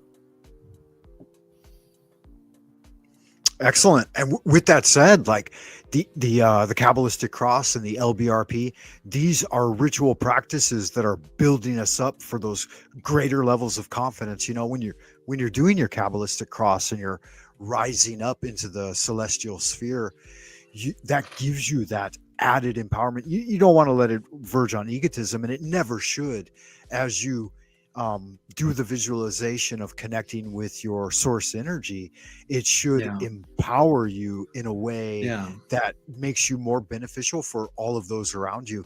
And then the simple practice of the LBRP with its associated pentagrams, this should aid in setting up those parameters of balance, right? Like we start in a certain sphere and we think about and we banish away those things within that sphere that are negative to the manifestation of our magical goal. And then we go around each quadrant and make sure that we've purified that.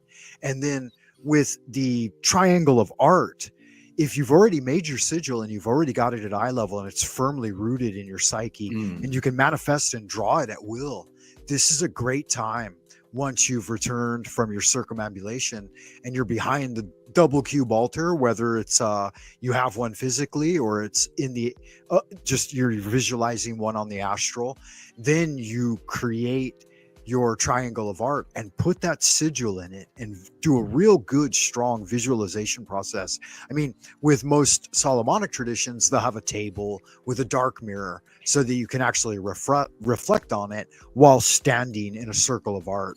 And you don't have to go that far. You know, you can you can calculate the circumference of your circle. You don't have to, you know, get down there on your hands and knees and draw one in chalk or gunpowder, as it were, whatever you're up to, you know, if you're doing a martial working perhaps, but at least think about, and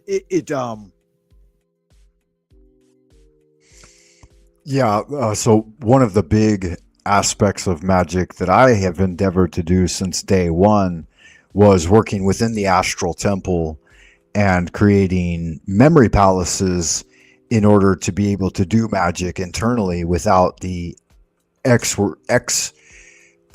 form of the thing, just an entirely internal game. And so a lot of my circle casting and stuff, I would do the work in chalk on stone and concrete out in the yard and stuff like that, but then redo it again just entirely with internal visualization just within the astral temple.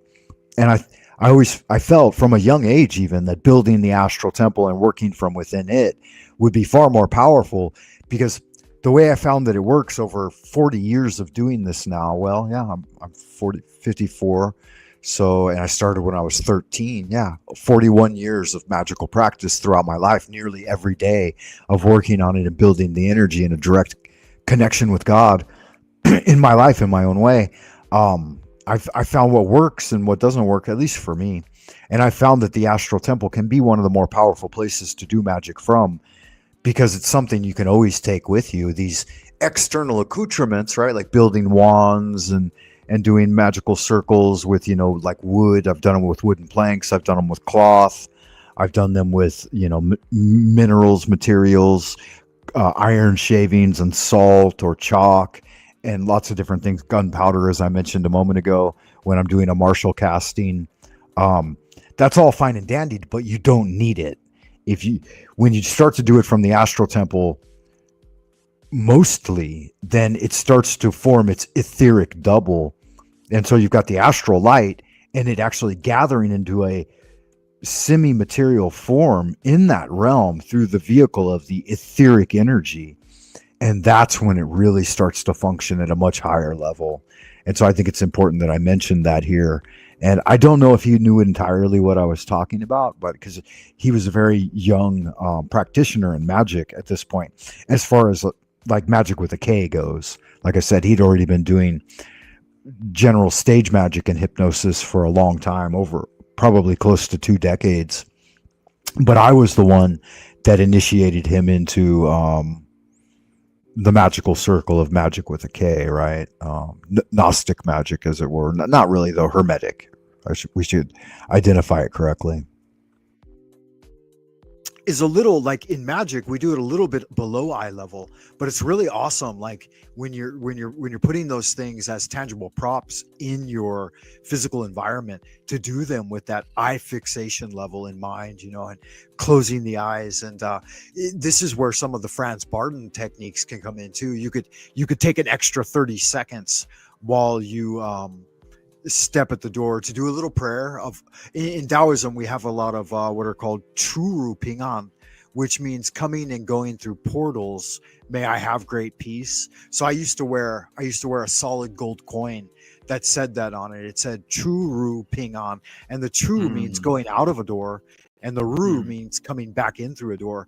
And so the Chinese have a little amulet that they wear, oftentimes in gold or silver coins, that really focuses on that passing of the threshold, which is so important in magic. So you've triangulated, you've done your circle, you've triangulated, you can draw your sigil in there, and then you can put some intention to send it out.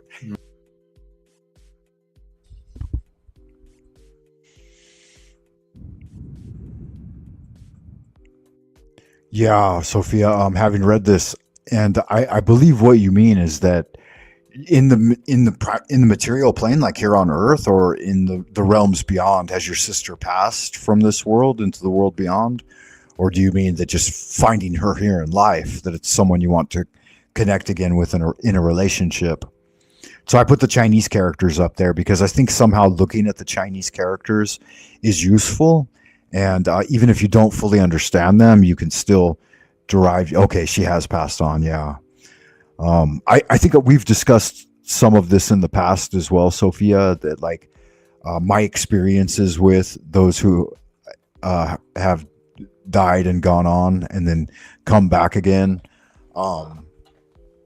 Like everyone dear to me in my life that has passed from this world has visited me really soon afterwards, and then continue to visit through dreaming and through meditation as well. And I told you that I'm working on a basic handbook to have ready by Christmas, by the winter solstice. And I have done work on that. I have it, in fact, on my desk right now, and I'm working on it. And I'm integrating some of my basic magical practices like meditation, internal alchemy, and basic magical work like circle casting and the triangle of art, and my ideas in those, which are quite potent.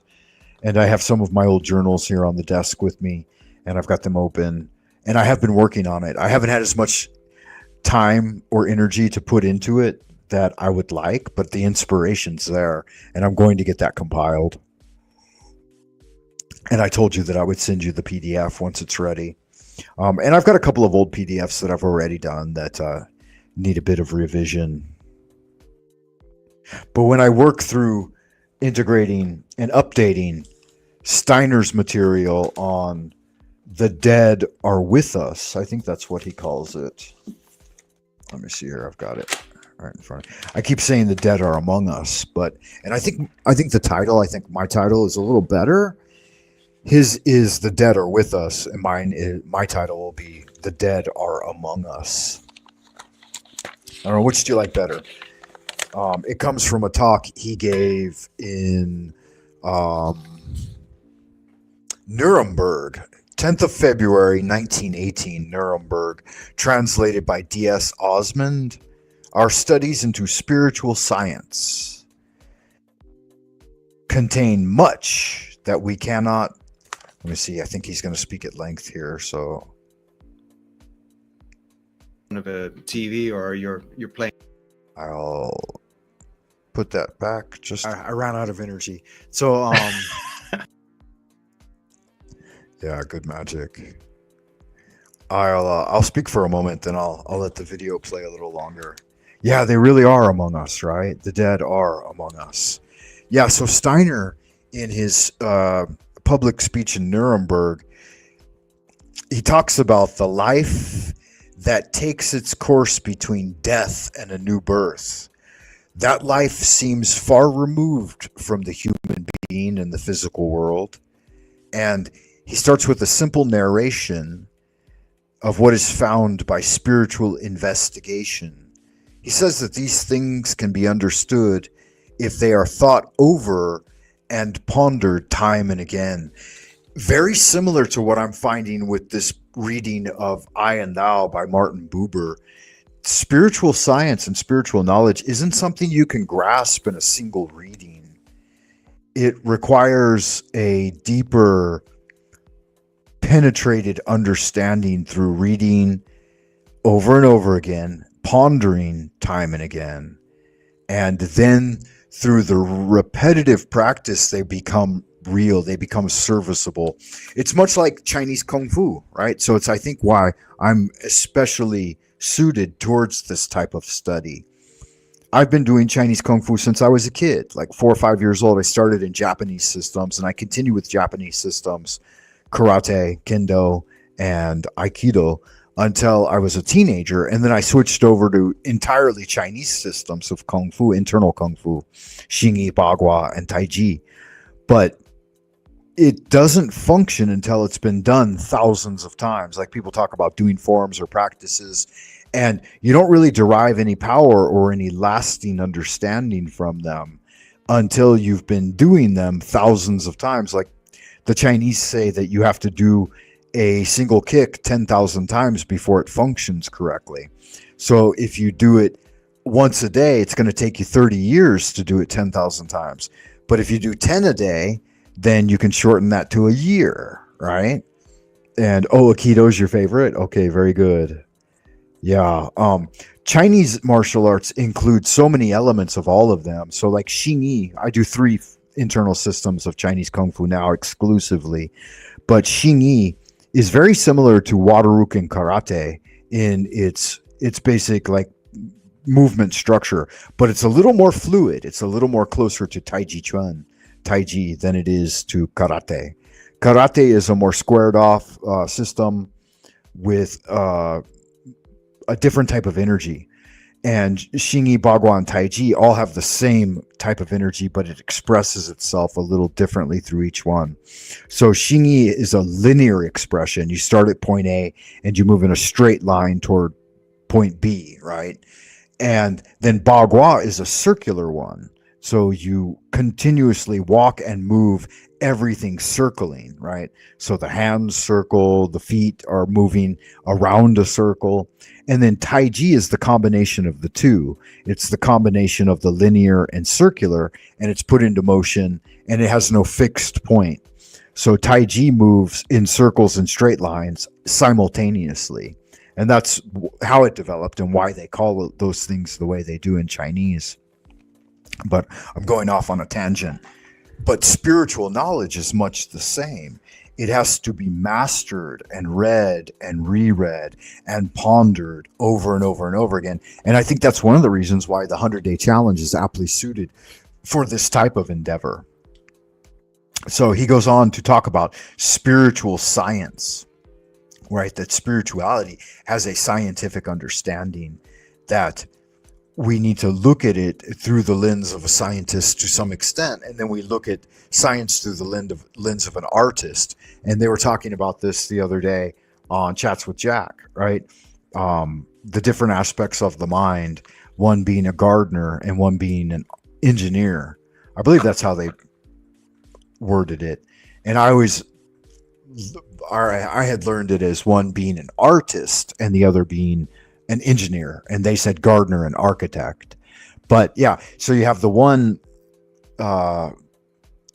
area of the mind that's artistic, and a gardener artist, and then the other side, an engineer architect. And that's on the tree of life, that's the sphere of Hod and the sphere of Netzach. So on the one side of the tree, you have the green sphere of Netzach at the 7th position on the tree of life, and it's the Venusian energy, and it includes the gardener and the artiste. And then on the other side of the tree of life, the pillar of severity, you have the sphere of Hod, which is the sphere of Mercury, and it's the more engineering architecture aspects. And then those are balanced and oscillate. Obviously, they're below Tifereth, right? And then above Tifereth, you would have the martial and the merciful, right? Geburah and Hesed. And so you have that quadratic energy surrounding Tifereth. And all of these things culminate in the astral light, right? They're reached via Yesod, the astral sphere. And within the astral sphere, you actually have that tangible, gradual, subtle manifestation or coming into being with the etheric energy. So the astral light being above and, well, I mean, we can think of it in terms of above and below, but you don't have to, right?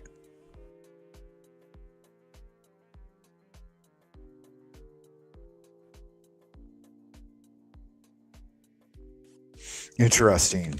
So Frequency Forge. And I'll reiterate, guys, if any of you want to join and chat with me about some of these things, there's always open lines for paranormal encounters. It's one of my favorite subjects, absolutely.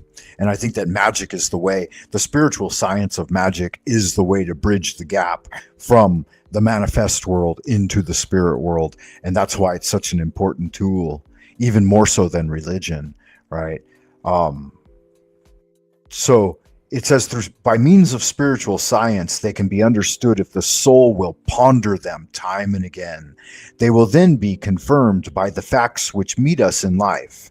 If only life is properly studied, they will be substantiated by the facts of life. You will realize from the many lectures in his courses that giving consideration of life between death and a new birth is fraught with difficulty, because its conditions are so entirely different from those of life here in this physical sphere. With the help of the organs of the physical body, here within the physical world, we have certain limitations, but within the spiritual world, the life between death and a new rebirth, we must become acquainted with completely different conceptions. Right, yeah, so, and the only way to get in touch with those and start to feel them out before you die, because at death you'll absolutely be blind if you haven't done some spiritual cultivation, right? There is no great revelation for the person who hasn't worked hard in this lifetime at the time of death. It's in fact far more suffering will have to be undergone in order for you to, make up for some of the bad karma you may have generated. That's why you really need to break yourself free from the zodiac and karmatic chains and chains of anything while living, so that at the time of death you're not burdened. I'll let him talk a little longer, and I'll chat with you guys in the chat room here. Obviously, I'll cut that. But go give maybe some closing words so we don't go too long on this one. Oh, I wanted to add one more thing to this topic that we're talking about. Sure. Can I give a preamble to it at all, or what? Go ahead. What is it? It's about vibration and resonance, and the fact that these going through the motions is one thing, but to do the incantations, if you do the good. LBRP. Stop. Real quick. So Thomas, I was curious as well. Like, what do you think about how we actually utilize the mind and focus the intent of the subconscious energy through the magical intent? I mean, can you talk a little bit more about like the vibratorial frequencies and like how we can really manifest that in a more powerful way?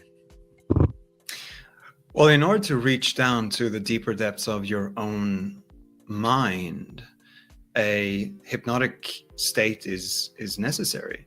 And one way to achieve that is to imagine that you're standing in front of a TV or you're playing tennis or something. You are in the moment. And one of the ways to be in the moment is to, when you're doing your incantations, when you're doing your banishing, whatever ritual that you're in, is that you are utilizing your voice. Franz Barden talked about it. Israel Regardie talked about it. It's been something that has been present in all magical practices for hundreds of years or much, much longer, is that when you use your voice and you vibrate the message that you are sending out and deeper within, is that you feel it, you rest with it, and you stay in that moment before moving on.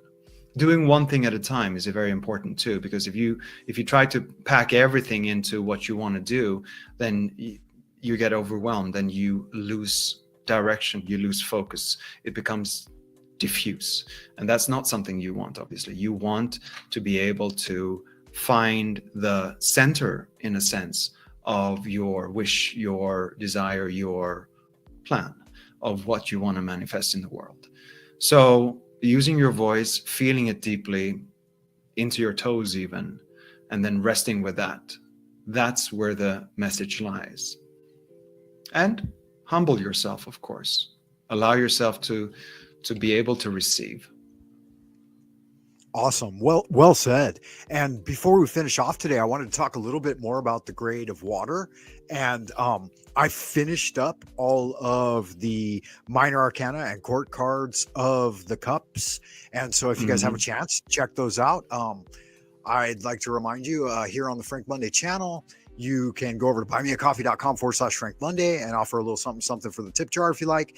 You can also check out Tomas. And as I said before, he already put a really useful tarot guide up there, and he's just asking for a contribution of love.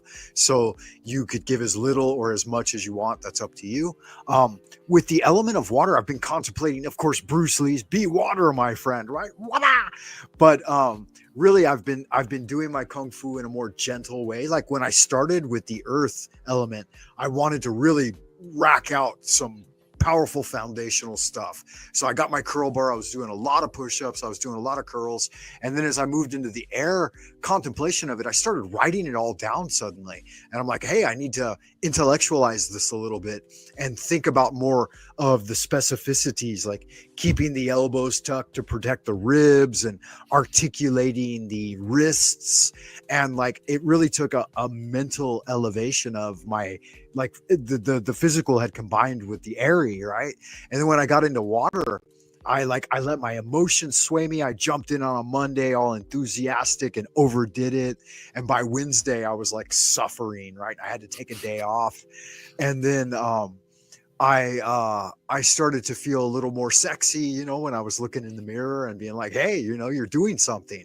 You know, you're 40 days, 40, 50 days into it now. And I can see results. I mean, from the physical exercise, from the mental discipline, from the tarot contemplation, all of it. But I noticed when I was doing my forms, like my kung fu practice, it's also a kind of ritual practice. I realized that I had become much more gentle and flowing, and was thinking about how water ebbs and flows and, you know, crashing down like a wave, or just matriculate. No, that's not the word I'm thinking. Just like a very gentle flowing, or trickling. That's the word, of gentle water dripping and this kind of thing. And so I think that crossover, you know, like that combination of the elements as you go through is really somehow valuable. But I wanted to ask you specifically, have you seen anything in the watery sphere that kind of piqued your interest or made you feel more connected with water? And if so, what was it? And talk a little bit about how you integrate that into your practice. Right. Okay, good. I believe that Tomas is going to speak at length again. It's good. One of the things I need to remember, I can see that I got very, what's the word, flighty and rapid in that last transmission of my ideas. And it's because the mind tends to move far faster in the articulation of an idea because it's coming from an unseen realm, right? And the mouth can't always keep up with it. And in order to clarify and bring greater efficaciousness to what one says, slowing down a bit, and I did this a lot when I was younger,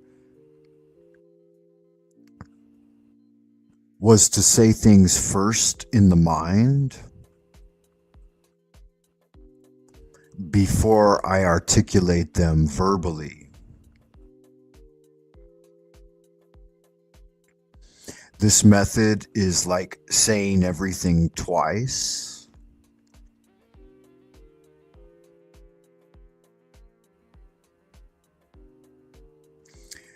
And it's not good. It doesn't work good in ordinary parlaying.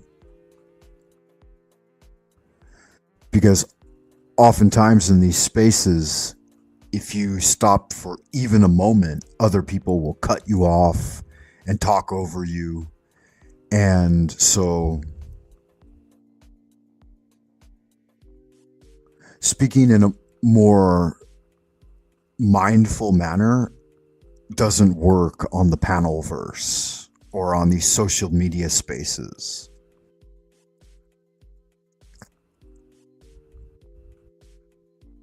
Additionally, it creates dead air.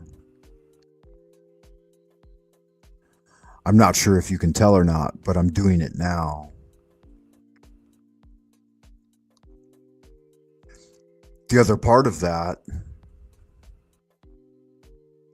is when you listen, you really listen.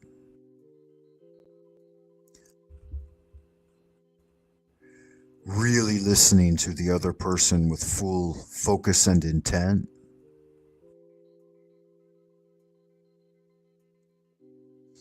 Is a huge part of the hypnotic practice. So you had stated a moment ago here, Sophia, about the body, mind, and spirit. And I wanted to mention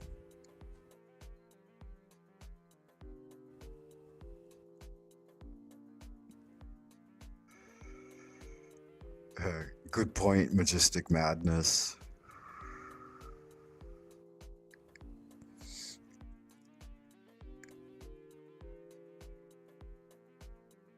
It's a very deliberate practice that isn't necessarily easy to do.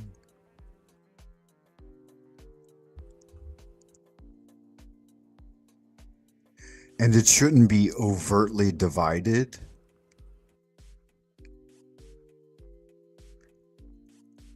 Because it comes off as awkward to other people.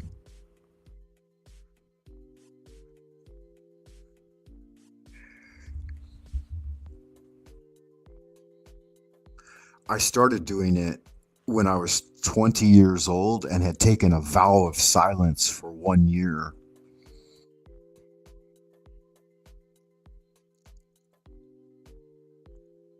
And I'll go ahead and shift it off now because it starts to become awkward in ordinary conversation, but I will intentionally slow down a bit. But when I was 20, I took a vow of silence. And throughout that entire year, I endeavored to go 1 year without speaking or speaking as little as possible. And when I did have to speak, I would fully articulate what I was going to say mentally before I said it physically. And I started to realize that in people who were sensitive, they would be able to pick up what I was saying while I was just saying it in my mind. And then they would respond, and it would free me from even having to speak with my mouth.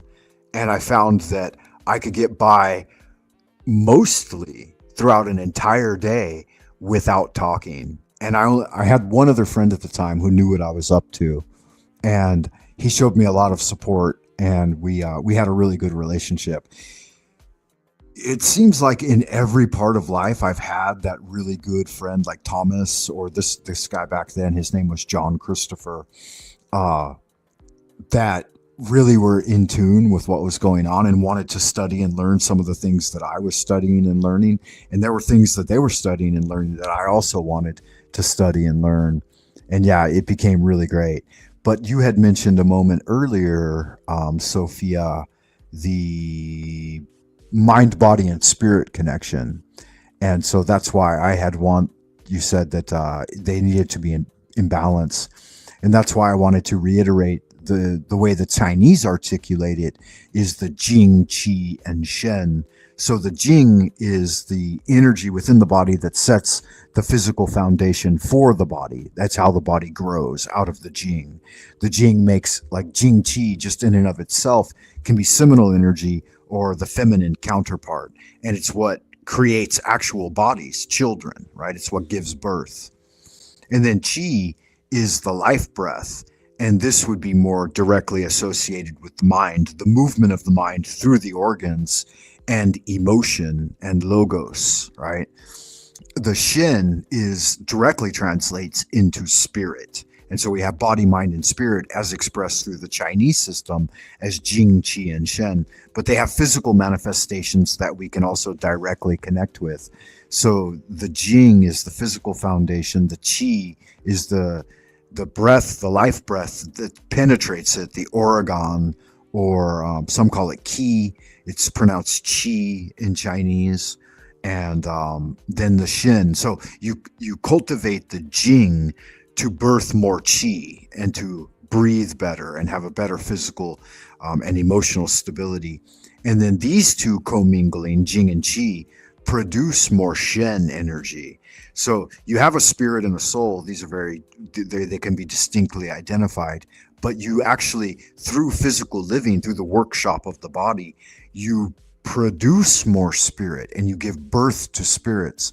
And that's the kind of physical journey in the Taoist sense, is that we're actually giving birth to an immortal spirit that we already have based on the soul. But through our cultivate Jing to produce Qi, cultivate Qi to produce Shen. Shen will directly connect with what in the Chinese system we consider the soul. We would call the Wu Ji, or the unpolarized, almost like dark matter, right? That type of energy that is eternal and can last forever. And so it's not that you're not manufacturing it per se, but you're birthing more of it to have a more direct connection with your original endowment from your soul that creates this physical body, right? So that's another way to look at it. Yeah. So good magic there. And then Tomas is going to speak on the ideas we had talked about, and I'll let him do that. I think that the essence of working with water is that I've paid more attention to Gabrielle. I've been paying more attention to maybe spending a little bit more time respecting the emotions that I'm dealing with. Because it's very easy to be dismissive of what's going on and saying, well, I'll just soldier on. But here, the thing is that if you're paying attention to the emotions that you're going through or dealing with, then by pushing away, just like you push down something that wants to float on the surface, it will buoy up again. It will come back. So working with it, allowing it to be in your life, and then finding a way to work with it is much better. Working with water these last 2 weeks has definitely calmed me down very interesting. I didn't really expect that. But paying attention to it, working with it, allowing it to have a space in my life, and then finding ways to channel it has been very, very fruitful. And I think that these 4 aspects, of the 4 suits and the 4 cardinal directions and the rituals that are associated with it means that the next part is going to be interesting too, because we're going into fire. So that's going to be a completely different ball game, as you Americans like to say. It's going to be something very different. Yeah, absolutely. But working with emotions has calmed my mind more than the others. And very, very good. Very good. Also, this is a strong feminine energy as well, the watery aspect. Yeah, so if you guys aren't up to speed on what we were doing here, we were going through the 100-day challenge Pathways of Magic, and we had set it into 4 quadrants, right? Like two weeks on each one. And so then we were going to move into like a major arcana type expression and just deal with the energy of Aether, of the spirit. So in the first two 10 days, essentially, we're working on Earth, and that would be the physical elements of the prime material plane and all of the things associated with physicality in the body. And so we had working out more, going for a walk, doing all things related to physics, grounding, right? Looking at material things in this plane, the colors of them, right? Focusing on the color green and looking for all the green in your environment, right? And maybe take a stone from outside and bring it in and set it on your desk. And then the next step after the grade of Neophyte is the grade of Zealator, right? And we were working on all of the things associated with the air sphere and the realm of the mentation and the mental sphere, right? Then the next one, water and the spirit and all of the things associated with it. And so we were going through the 4 Kabbalistic elements, essentially, 3 weeks at a time, but 2 10 days. We were calling a 10-day a week. So 10 weeks in the 100-day challenge, right? 10 days. Because there isn't any other language that I think a ride, I think, is 10 days. So 10 rides. Yeah. And believe it or not, I go through this rudimentary practice pretty much every year. I'll go through the 4 Kabbalistic elements of earth, air, water, and fire. And then the major arcana, I'll deal with spirit. And I'll do this basically every spring equinox and go through the 100-day challenge of Pathways of the Magi. And then I'll do Scholar Warrior. Sometimes I'll do Scholar Warrior in the spring and then Pathways of Magic in the autumn.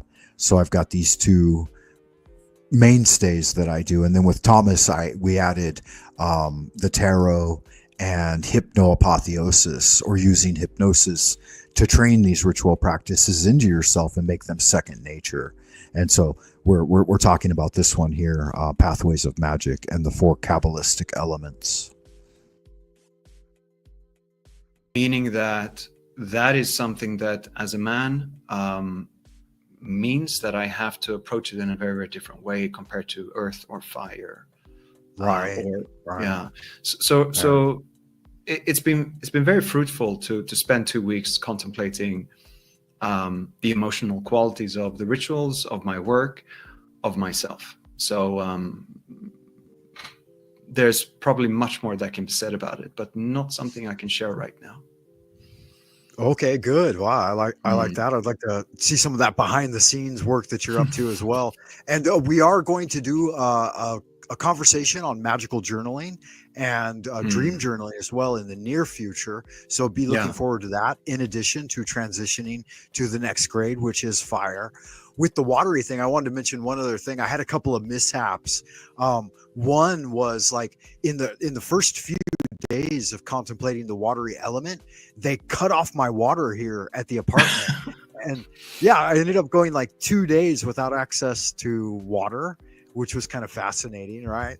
I thought, you really want me to work hard for it? So I had to get out. I went out into nature and I tried to find like any standing water in the park. And like valuing it much more when I could wash my hands like in society.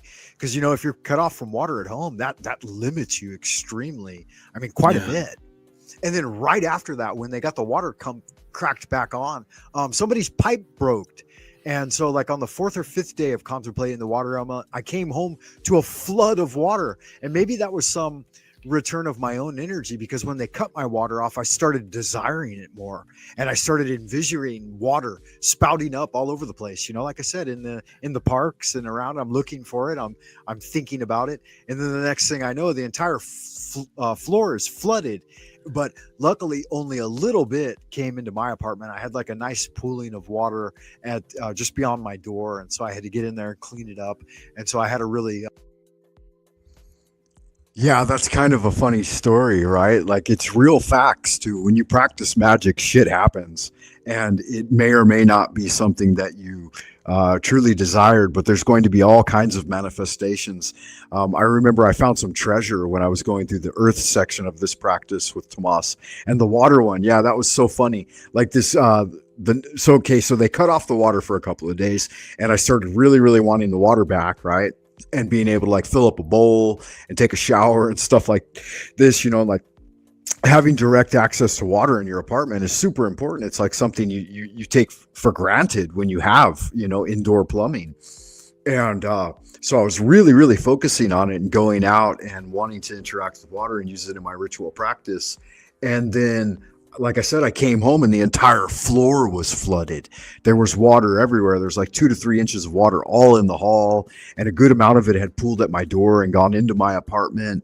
But and it was like right in the thick of it too. Like the guy's pipe had broken in the apartment right across from mine, and his entire ceiling had fallen down like right by his door. Like a good big section of it, like a 10-foot square section of ceiling had fallen, and the pipe was exposed, and everybody came out, like the entire floor of people. I think we're on the 4th floor, and everyone had come out and was scooping up water and dumping it in their toilets and shit. I came out and I was helping, and like we all came out and worked together and got all the water that was still pooling on the floor dumped in the toilet and stuff. But you see that almost paranormal, super psychic reaction that occurred, both extremes, losing water and then having a flood of water.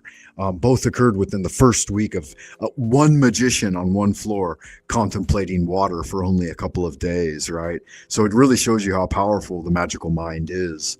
And maybe it's just the fact that since we were contemplating water, we noticed it, and otherwise you wouldn't even have thought about it in that way. But it really is a thing, man. It really is a thing. It happens every time, every single 100-day challenge. Like all kinds of synchronicities will line up and big magic will happen. So it's really a lot of fun. You guys might want to participate in the next 100-day challenge. A really practical, experience with water, I guess, and some push and pull with the universal energy.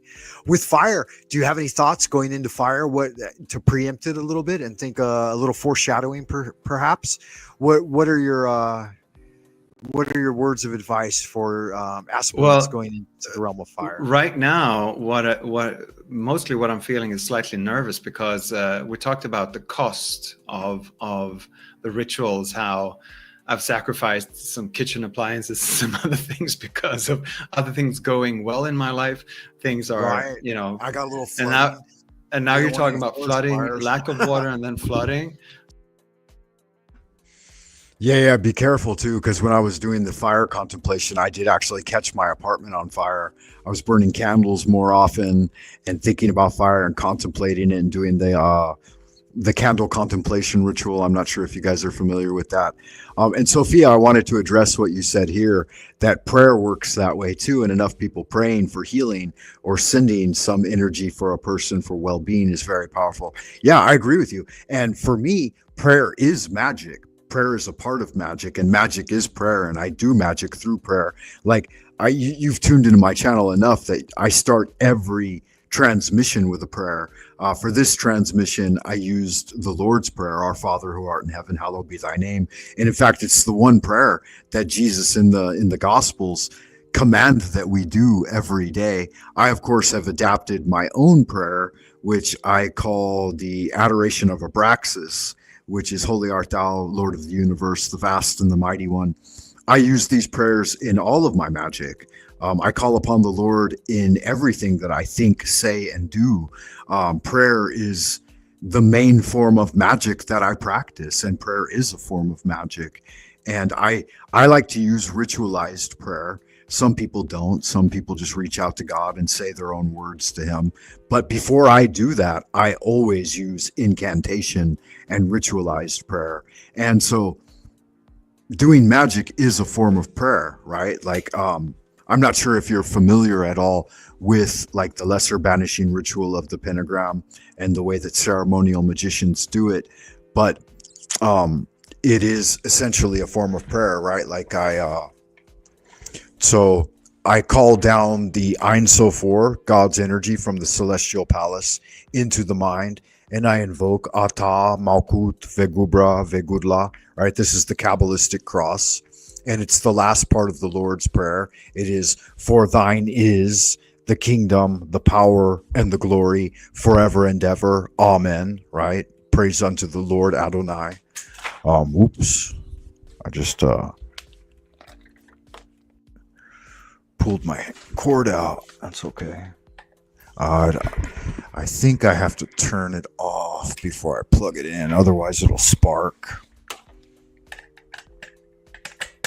And that's what I get for contemplating the fire energy, right? A little connection with electricity and the plasma. And how much we value having indoor electricity, right? So yeah, that's the first part of the prayer. And then before then I'll do my circle incantation, which is you go to the east and you make the pentagram and invoke the tetragrammaton, and then Adonai in the south. So the tetragrammaton in the east, Adonai in the south, Eheye in the west, and Agela in the north. Once you form the 4 pentagrams, you come back behind your altar and do the last part of the prayer, which is the invocation of the 4 archangels, right? Before me, Raphael; behind me, Gabriel; at my right hand, Michael; at my left hand, Uriel, right? And in Chinese, that's Chenna, Dana, Dunkan, and Taishuan. So I have an entire system of invoking the angelic forces through the Chinese language as well, which I say in the invocation of total integration. Heaven and earth are the spontaneous manifestations of the subtle, wondrous, universal law, so on and so forth. The name of God is a little bit different. There's Yuan Shi Tian Zun, which is actually 4 characters and is a direct correspondent to YHVH, or the Yud He Vahe. The Yud He Vahe is a direct correspondence to the 4 Kabbalistic elements. The first Yud is the fire plasma charge, the spark of divine light in the human, right? The He is the watery energy. The Vau is the air energy. And then the final He is the earth energy, your connection to the firmament. And then after having done that, just the opening of the circle, then I do the adoration of Abraxas.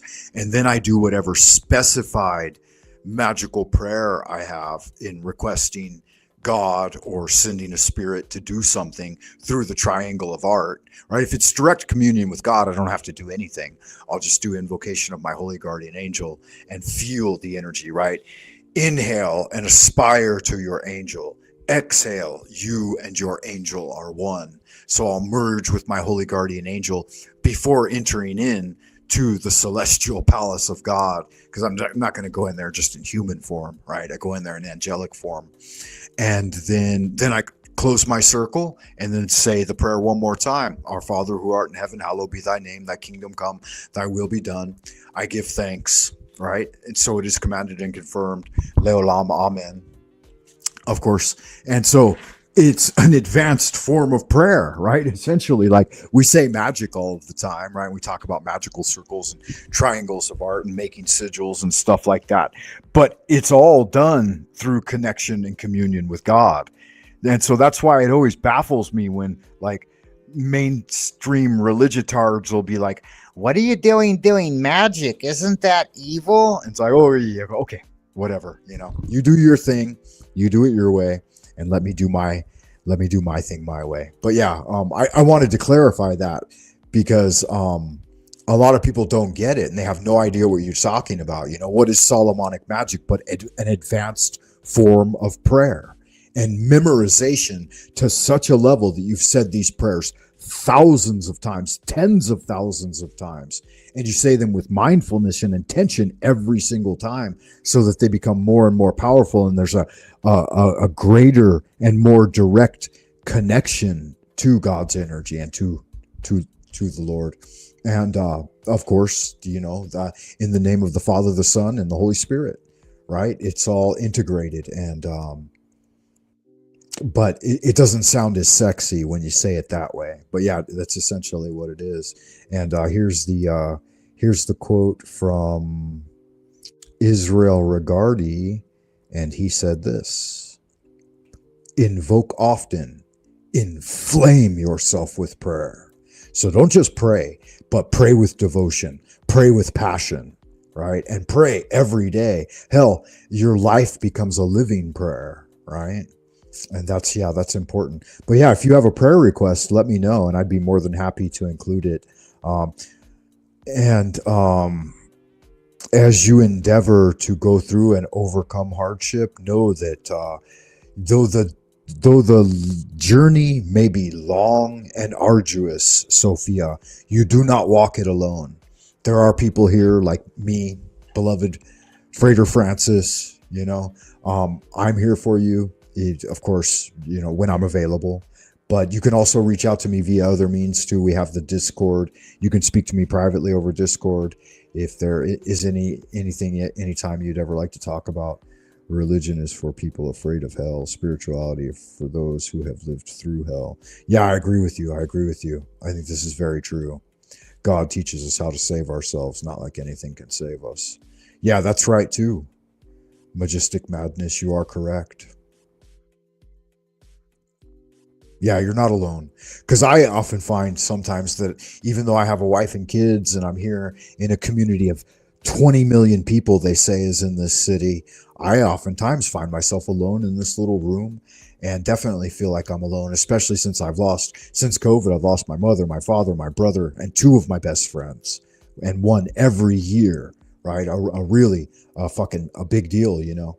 And so that's why I reach out over the internets and the dark mirror, as it were, as it's connected to its Baghdad batteries, right? Because I am looking for spiritual connection too, that I can't necessarily find in the everyday workaday environment, and even in family. There is another element to life. There's the social element, right? There's the workaday element, you know, with your job and your career people and stuff. That's very different from the family element. And then the family element doesn't satisfy the social element. So we need all three of those for body, mind, and spirit. Yeah. See, so you know, we're going through this, and we go through this. The longer we live, the more we lose. That's just the way it works, you know? And yeah, my social circle is extremely small. You guys here on the internet, like Jack Talcott and a couple of other people, are all I really talk to. And you guys, a lot of you are very new to, you know, tuning into my channel and seeing my stream. And my streams typically don't go this long. But this one is seeming to, which is fine. And don't worry about me. I will take a nap here in a bit. So going into fire, I think a word of caution might be very, very good here, right? In that sense. Yes, candle, but keep away any flammable materials there. You might get more than you bargain for. You've seen me do that a few times. I let the candles go out of hand. Oh, well, of course, that is one very, very good way. Back to sigil magic, just a little bit here, is that you can charge your sigils by singeing them or charring them a little bit. Like people sometimes talk about orgasmic charging, you know, as in sexual charging, but that is not necessary. You know, you can definitely work with fire as well, charging your sigils with some sort of element. Obviously, you can even bury them if you have a copy of them. You can do what some people do. Like I sometimes think of tagging the people, you know, spraying graffiti in the streets. That's also sigils, like manifesting into the world getting hundreds, maybe thousands of people to see what you are doing. You know, Absolutely. if you are publishing, if you are a artist of some kind, you build it into your work. Yeah, it's interesting too, because this is one of the things Thomas had mentioned when he was working with me, is that he said he always felt really uncomfortable, like doing any type of ritual, ceremonial magic or ritual in public or prayer or that kind of thing, because of other people seeing him and like their judgmental scrutinizing, you know, their gaze of just being seen doing these things. And then after, you know, he worked with me for a while and he always saw me practicing kung fu in my courtyard and getting out there with fucking chalk and making magical circles right in the middle of the goddamn courtyard, because there's just no other place I could do it, right? You're not supposed to do these things necessarily in front of the profane if you have a room that you can secret away and do your ritual. But sometimes you have no other choice. And he said he really admired that about me. And he's like, yeah, he said, I learned that from you. And he started to expand more in that direction of not being self-conscious necessarily. I mean, if you're under the gaze and opinion of others as to how you live your life, you really are imprisoned, right? I think many of us know this. And then you let people charge it simply by seeing it. So if you're a visual artist of any kind, or even if you're a musical artist or whatever you do, provide it to many people. And that's a way to charge a symbol or a sigil as well. Right. And apropos of that, I think what you mentioned a moment ago about burying one, I think that's extremely germane to the element of earth. You know, if your sigil concerns an earth sphere type manifestation, burying it's a great way. If it's water, you might write it on rice paper and dissolve it into water, and or send it down the stream. Right? Yeah, or send it down a stream. Good. And if it's an air. Yeah, again, you could see that I always get so excited to talk about these things, especially like when I was working with Tomas, and sometimes I cut him off and I wasn't as mindful enough as I should have been, I think. And I feel like, it's only been a couple of years since I made this video, maybe going on 3 years now. But I really feel like I was like, I don't know, I was such a young man then, right? Like I feel like I've aged so much in 3 years. And so much has changed. And like, you know, like you were saying, Sophia, so many people, you know, so much has been lost in just a short time that it really kind of ages one fast. Yeah. But I'm going to reinvigorate myself come every spring and be young again. Once again, like Finnegan. And thank you for this mention up here, Sophia. That's not something you have to feel pressure to do. Don't ever worry about that. I'm looking for genuine spiritual connection with people.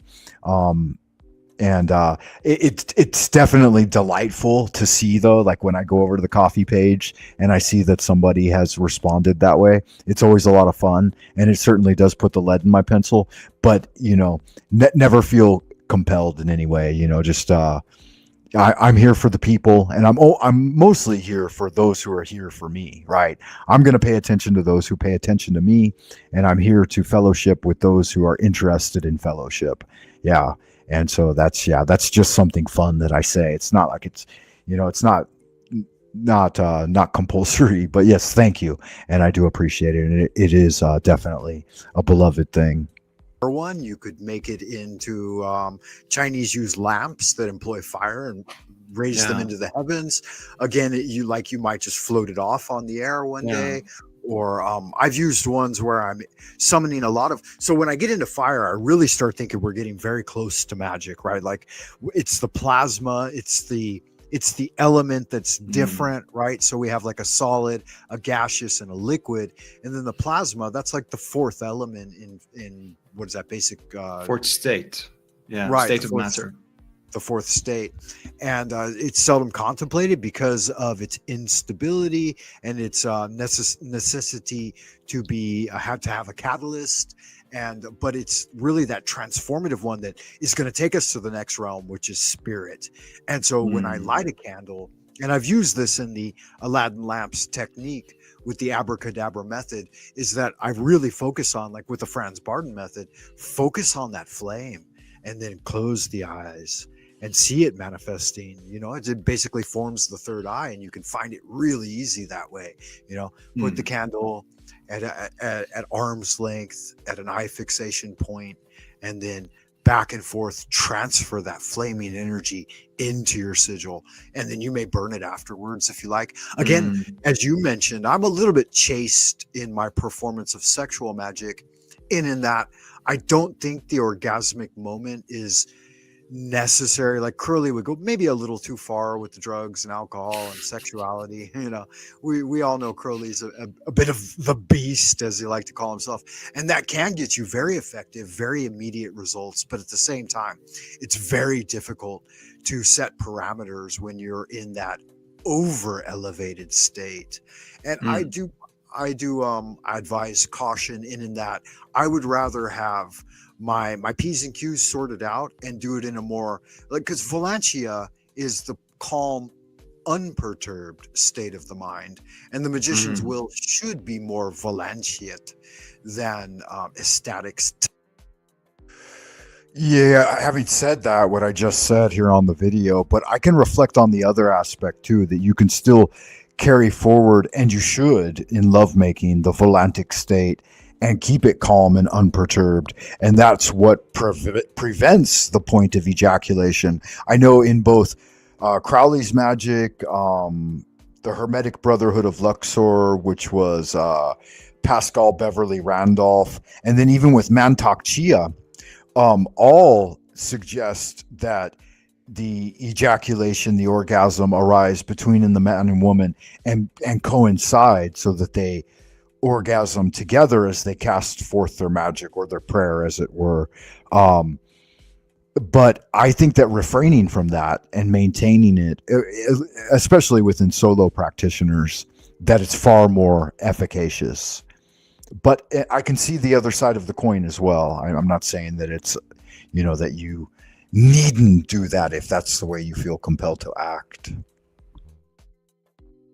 To some extent, I do think that incantation should be ecstatic. Your gesturing and your forming of your sigils and your circle and all of that should be very ecstatic. But when it comes to that really valuable, I think it's funny here that Majestic Madness says, by the time we figure it out, we're old with low libido by then. No, not at all. Like, these practices I've been doing since I was a teenager, like seminal retention and learning about that volantic state and lovemaking, and then not ejaculating, like retention, seminal retention.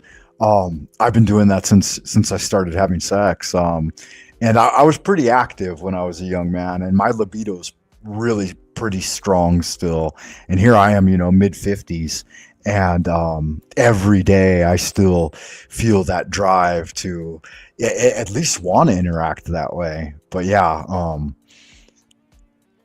I did. I definitely respected the wisdom of my elders. They'd say stuff like jerking off will make you go blind and you'll grow hairy palms. And a Marine guide one time told me, he said, you can only ejaculate 200 times in your life and then you're dead.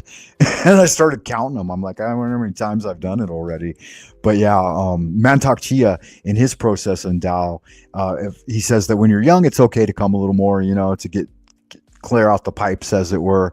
But then when you hit your 20s, you should lessen it to maybe once a week, and then in your 30s once or twice a month, in your 40s just a couple of times every couple of months, and then in your 50s and 60s it should only be a couple of times a year where you release that energy. And in his seminal kung fu or seminal qigong, he says that every time a man ejaculates, it shortens his life and depletes from his longevity.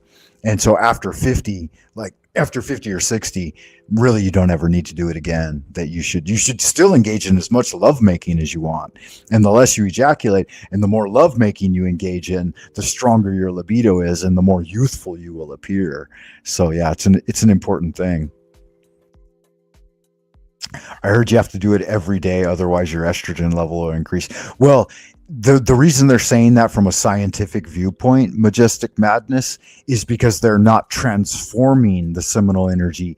So see, Jing needs to be transformed into Qi, and you have to know how to do internal alchemy and how to move that energy out of the testes, up the spine, and into the brain. And so, yeah, I'm not just willy-nilly recommending this for anyone. Definitely, if you're just an average, ordinary individual, get out there, do what you need to do in order to balance your hormones. But through the system of Tao, we balance the hormones with Qigong, with breath work, and with intention to do so. And so whatever you believe to be true is true, at least for you. Climatic point of your elixir, as it were, I would urge a little bit of caution there. Reminds me more of shamanic magic when we're talking about ecstatic magic, right? Dancing, sure, and all of the other things that I shouldn't maybe be discussed on YouTube, right? Anyway, that's the one. Yeah, that's the one caveat, right?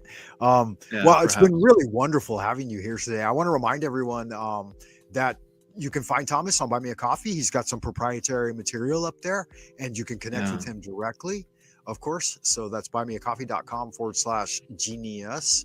And then, of course, you can find me in the same location, Frank Monday. I try to do a little bit of blogging over there. So occasionally I write some poetry and some prosy, just, I don't know, just fun stuff.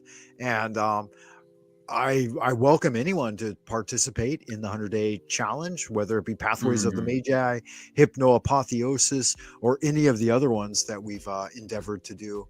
And with that said, Tomas, thank you for being with me today. And anything My you'd like to add pleasure. before we finish? No, I think this has been a good talk. Good talk. Good seeing you. Yeah, I think it looks like the video goes a couple minutes longer, so we probably do some behind the scenes banter, but I'll leave it there, man, that way, because I don't know exactly what's on there. And that was the amount that we did for YouTube, so that it was available to everyone, available to the community. You can find all of the 100-day challenges in the playlists on my channel. So if you go to like Frank Monday and you open up the playlists, I got a lot of playlists in there, but just look for the ones that say 100-day challenge. And I think there are like 20 to 30 videos in each one. I was trying to do a couple of videos per week in order to support the 100-day challenge. And yeah, it's a lot of fun. It's good magic. All right, y'all, this is going into 3 hours now, so a little bit long for me. I am going to say my goodbyes to you, beloved wayfarers out there in Happy Land. And I'm gonna jump back in here and get a little bit longer of a nap before daytime rolls around. And I got a full day of stuff to do. It's Sunday here for me in Twilight Zone Old Peking, December 7th, 2025. I appreciate y'all good looking sexy people stopping by to say hello. Shout out to you, Sophie Daisy May. And I may in fact stay up and listen to the chats with Jack here in a little while, because it seems like he'll probably be going live either now or within an hour. So I might see you guys over there. I might not actually go back to sleep just yet. But yeah, it's good magic, Majestic Madness. Thank you for stopping by, beloved. Appreciate you being here. Anybody else who was in the chat this evening? I believe I saw a free gift from God out there. Ricardo Sunshine, Voy. Me and Voy had a good conversation on the last transmission. And yeah, anyone and everyone that I missed. And yeah, so blessings.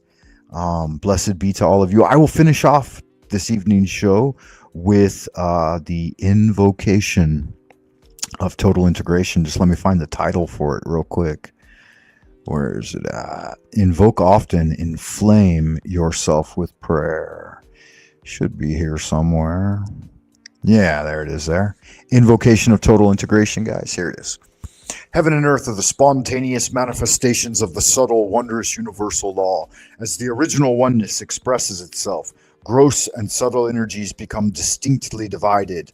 My three Dantian bridge points to immortality. I fucked it up somehow, sorry. Heaven and earth are the spontaneous manifestations of the subtle, wondrous universal law. As the original oneness expresses itself, Gross and subtle energies become distinctly divided. Our bodily caves are brightly illuminated by the mysterious light from the 3 Dantian bridge points leading to immortality. The powerful spirits of the 8 directions can join our being with the true origin of life. By the absolute order of the divine Ling Bao in the highest 9th heaven, send the positive energies of Qianluo, Dana, Dunkan, and Taishuan to destroy our spiritual obstacles and debilitate any evil influence. This order is given by the highest sovereignty. It is a jade oracle from the subtle origin. I invoke with strong sincerity to drive away the demons and evils and lengthen my healthy years. The attained spirits respond. The evil demon king, Mo Wang, is chained to stand as our garden servant. The powerful atmosphere has been generated, dispersing all negativity. The Qi of Tao is everlasting. So it is commanded and confirmed. So mote it be. Amen. And as the beloved master magician Sir Francis Israel Rigardi once quipped, invoke often, inflame yourself with prayer. Your Grand Wizard of the Esoteric Order of Dagon, Frank Monday, asking you to like and subscribe and check me out on buymeacoffee.com/Frank Monday. Frequency Forge, good to see you, amigo, beloved. Have a great day. Sophia Daisy May, Magistic Madness, and everybody out in Happy Land. Keep doing good magic. Till next time, ad astra per aspera. Get out there and carpe diem. Bye for now, guys.